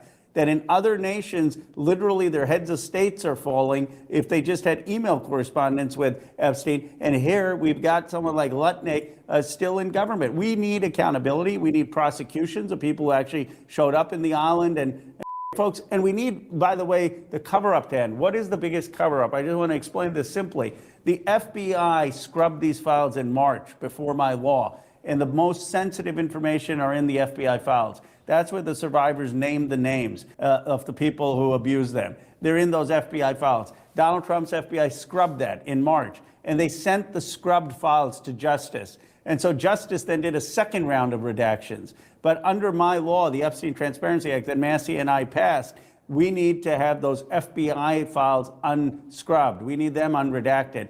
I'm telling you, dude, this is like, before this stuff became so prominent, a fixture of American political discourse, I was saying the anti-corruption would probably be a really good method for the Democrats to run for office.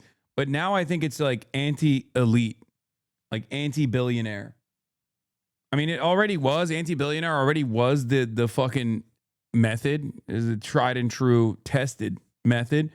But it is so fucking obvious. Anti-pedophilia, anti-billionaire, pro-accountability, pro-law and order, pro-justice for all, not just for fucking, poor people, but like for rich people. Justice for enacting justice upon the donor class, enacting justice upon the parasitic capital owner class. I think that's a uniting message. Anywhere you take that message, you are not going to see fucking Republicans go, nah, I don't agree with you, sir.